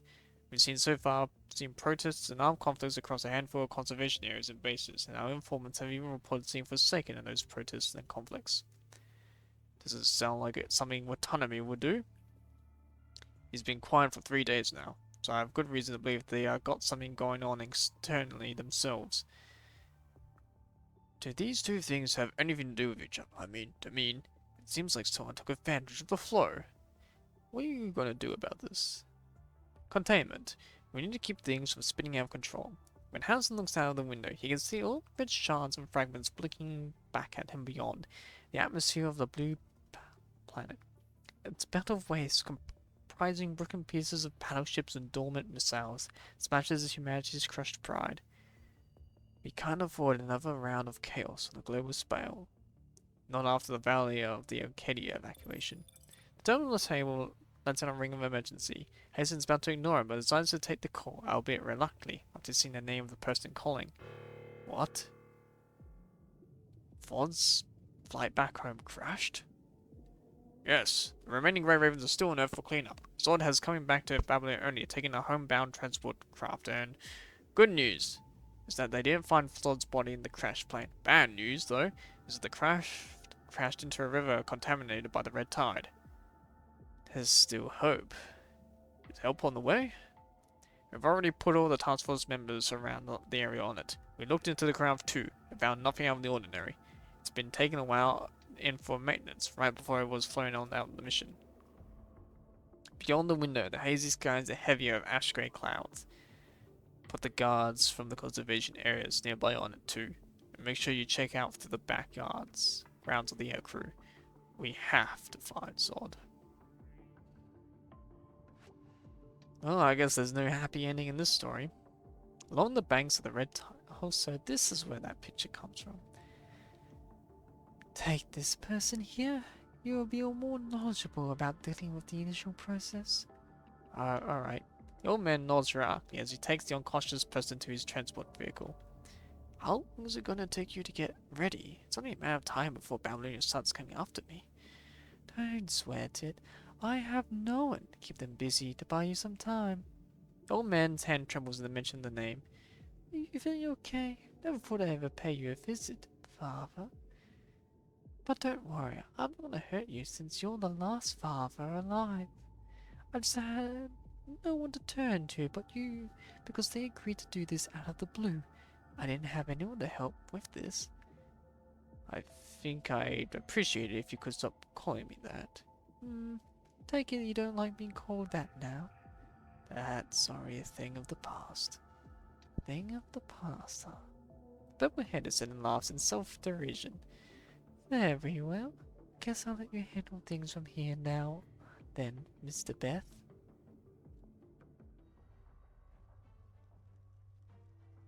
Isn't Mr. Beth her, what's her name? Woman, I forgot her name's father. Alright. We have another story to go. Interesting, they ended with a dark moment. Not following the usual trends, I see. Interesting. This is the way out of the lab?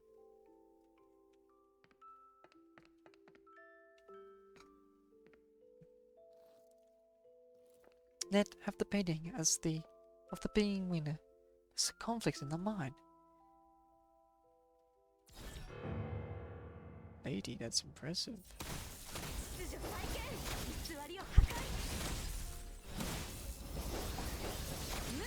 Let's go.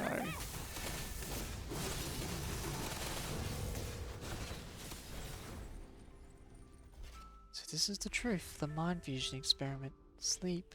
I'll be mourning you when you wake up.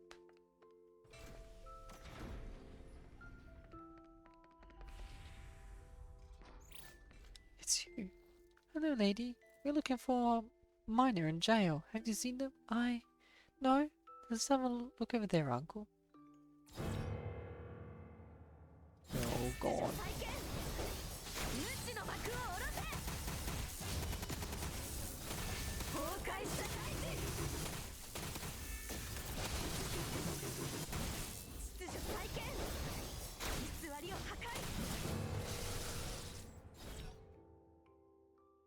Rest. I'll note everything down. I will destroy this place.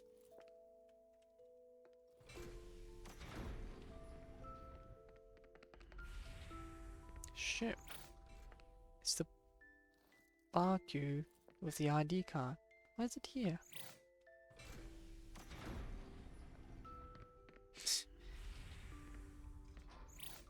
Utopia Supplement. Lab protocols. Running around in this lab is strictly prohibited. Hiding personal belongings in the lab is strictly prohibited. All experiment records are confidential. All lab data materials are the property of Dr. Pickman.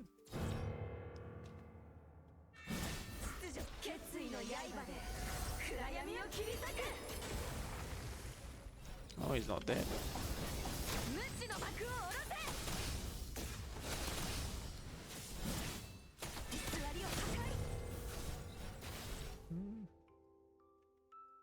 It's all over, Echo. No, remember this forever. All this bloody sin.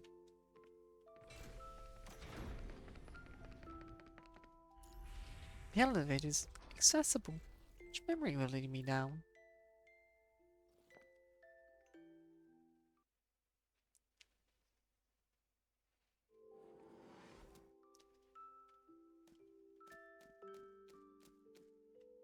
Private Journal 6043 532. The routine check is done. Among these children, 6 samples are qualified to enter the next round of cultivation. I found their minds have higher fusion rate. Professor Blank thinks it's due to physical fitness, but I don't think so. After inquiring about these children, I found they all grew up in the same orphanage, received the same education. Does this have any impact on their mind? Could they give birth to a new theory?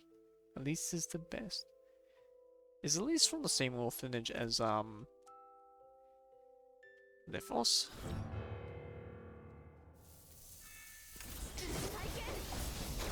There we go.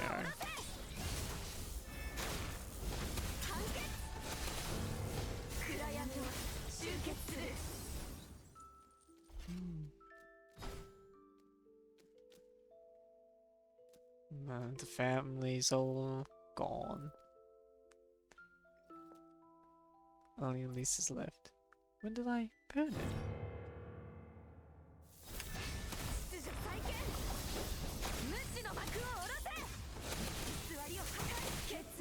Let's go.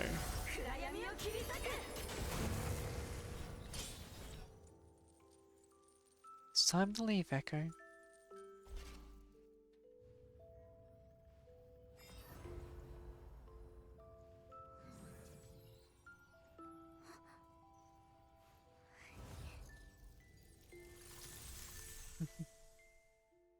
Oh, sweet. Failed.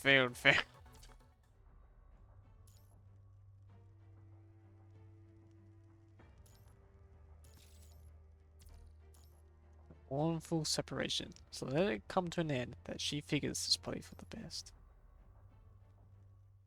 Crimson is the frozen land through which cracks run.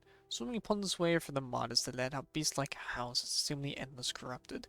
She lies on the ground surrounded by broken limbs. She's unable to think. Her mind filled with vital fluid now reeks of grass. Please, help.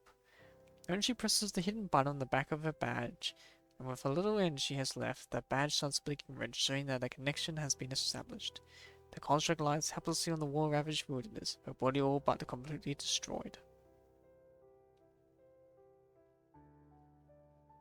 After God only knows how long, a clean-up construct arrives. Oh boy. Half-heartedly, the construct goes through the broken construct limbs of the ground, apparently trying to find something. And there. He pushes away a few powerless robotic fingers, and in a swift motion pulls out a metal name tag. Nata of Silver Falcon, Babylonia registered as dead. Help. We're still alive. Seeker of Silver Falcon, Babylonia registered as dead. We're still alive. You can't. Commandant Arabella of Silver Falcon, Babylonia registered as dead. No.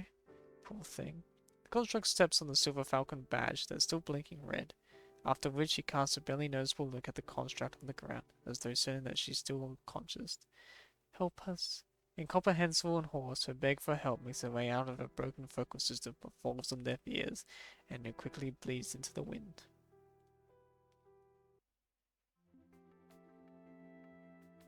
Babylonia 12 hours ago. Cecily, check this out. The female construct waves a book at Cecily.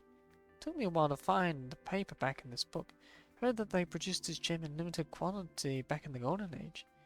Are you sure it's not because no one really bought it? I mean, I can't really imagine poetry collection of the Golden Age being a bestseller. Hey.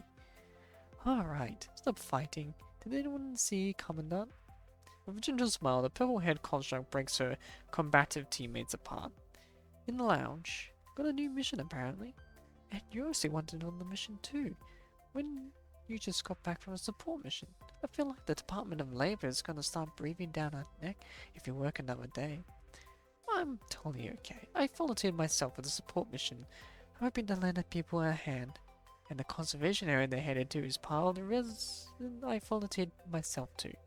Hey, you sure are putting out a lot of stops looking out for those kids you saved?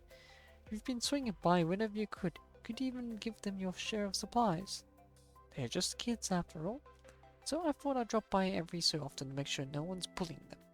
Say, has the Commandant sent out a mission briefing yet? Let's see. You ought to eliminate the corrupted and hedgehog creatures in Conservation Area 112 and protect its residents.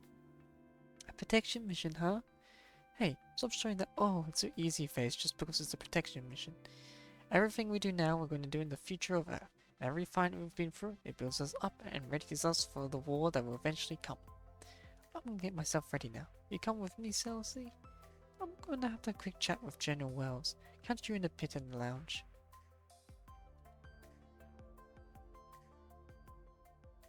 Conference room.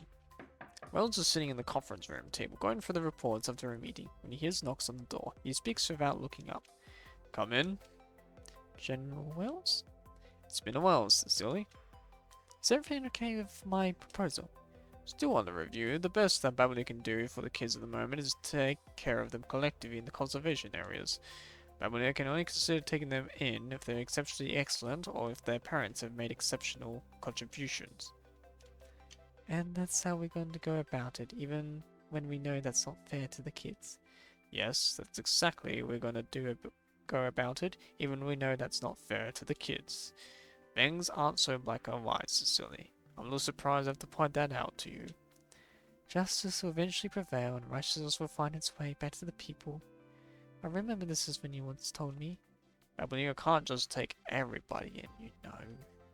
Say as well as he shakes his head. When it comes to Babylonia, there are certain things in which not even Wells himself nor Heston gets to say.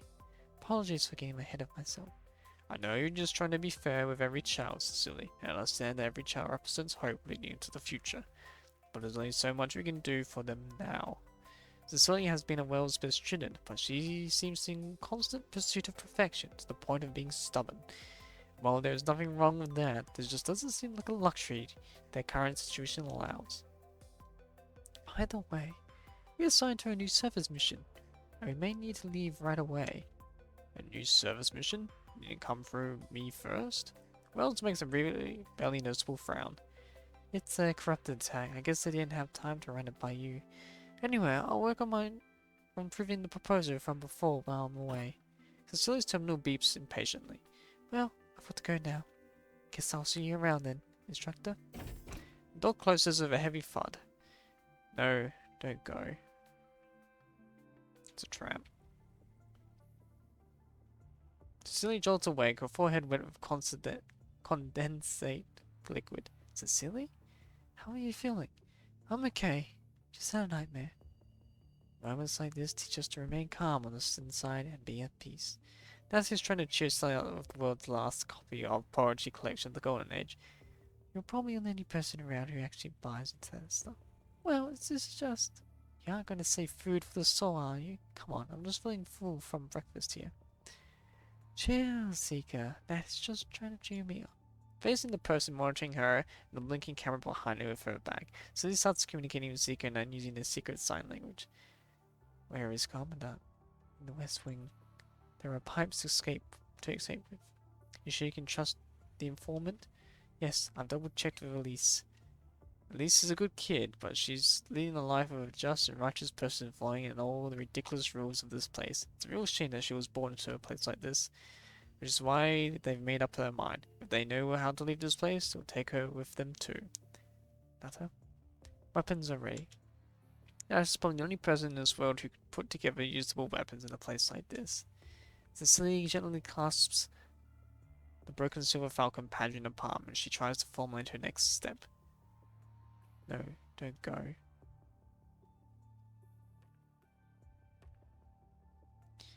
We do as planned. Move tonight. No, you can't.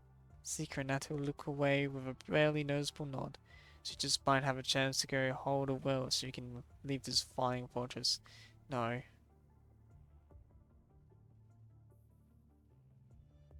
Cecily? Cecily, are you okay? Beads of condensate liquid from her forehead make their way into the strands of her hair by her ears, redolent of snakes slithering into her mind. I'm okay. Nothing but a nightmare. So what's up, Elise? And as that one line of words that she used to believe for her heart replays in her mind, cold liquid oozes out of her artificial skin. Papa said he couldn't go to class with me tonight because he was busy. Do you have time, Cecily? Of course I do, Elise. She strokes Elise's forehead lovingly as Elise looks back this way, her eyes filled with trust. And while unaware of the emotional turmoil Celily's gone through, Elise is a good kid, the one and only flower to have grown out of Utopia's rotten soil.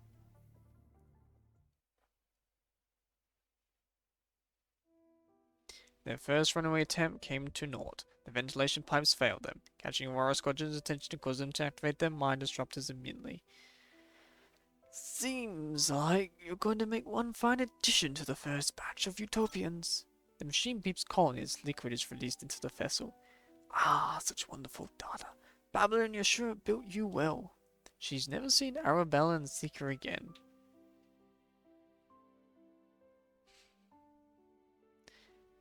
Seems like we have a guest. Let's go there. Looking through the side door, she catches Pikmin in a conversation with someone.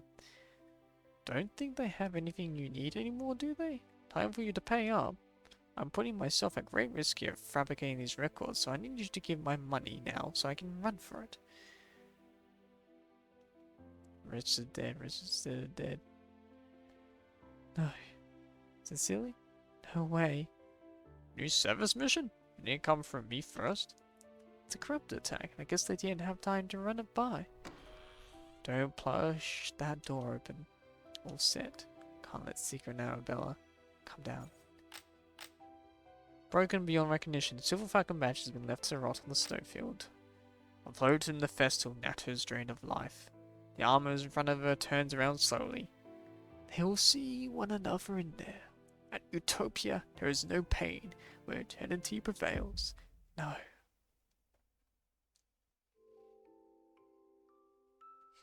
Nata has the price they had to pay for their failed runaway attempt this time. They acquired the password to open a door that would set them free, and they never felt gusts of wind around them. But their hard work all came to no anvil. Sincerely? It hit Cecily just now that the other three gone. The only Silver Falcon still alive is Cecily herself. Yeah, I'm okay. Nothing but a nightmare. That's it. It's all gotta be just a nightmare. It pains her to think about the time when no one responded to her call for help after she came across an unusually large group of corrupted. It pains her to think about that time when no one answered her after she pressed the emergency contact button on her badge. And it pains her to think that the time when her whereabouts became an open secret during her escape attempt.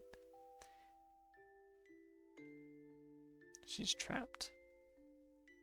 And if entering this place means she can go back in time, if entering this place means she can meet them again, if entering this place, beyond the skylight, the hazy skies, the heavy pent-up ash-grey clouds, and before she knows it, drenching rain starts coming down fast, hard on the windows. She can't remember having ever seen the sky since she became to Utopia. Does she hold a grudge in her heart? It appears so at times, but there also seems to be none at all. All her pent-up frustration from being betrayed and failing to escape seems to have vanished, bit by bit as time goes by. So let it all come to an end here. This, she figures, is probably for the best. For so long, Silver Falcon. Please forgive her for running away. Sorry, Elise. Please forgive me. I know I shouldn't be asking for this after leaving you there on your own, but if this sun ever comes out, see more of this world for me, if you would.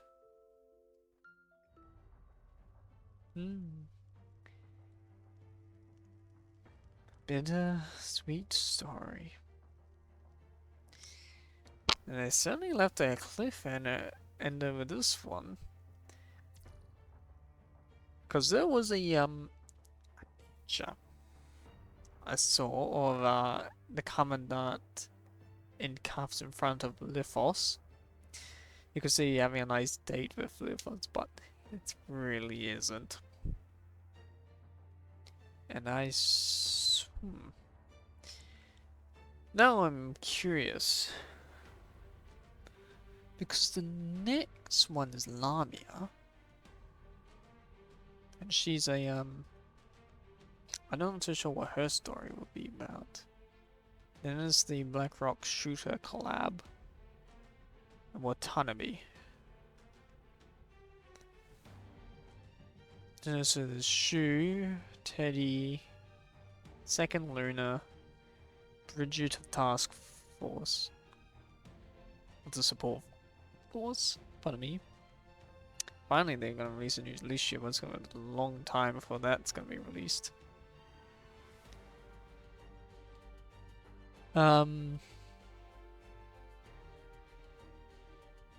Yeah. It's either going to have to be Cradle Parade or Aeon Reforged when It's the either two. It's gonna have to come out. If they're gonna have a new shoe, that tells me her plan's gonna come through. I assume Watanabe's story is about him setting the Forsaken straight. And yeah, I really don't know what else is gonna happen with the rest. I feel like everything is leading up to something now. There's direction in the story again. Curious to see where that leads to. Well then, I have been ZP199. I will be ending stream here today. I will be seeing you all next time in the future. Good luck and take care.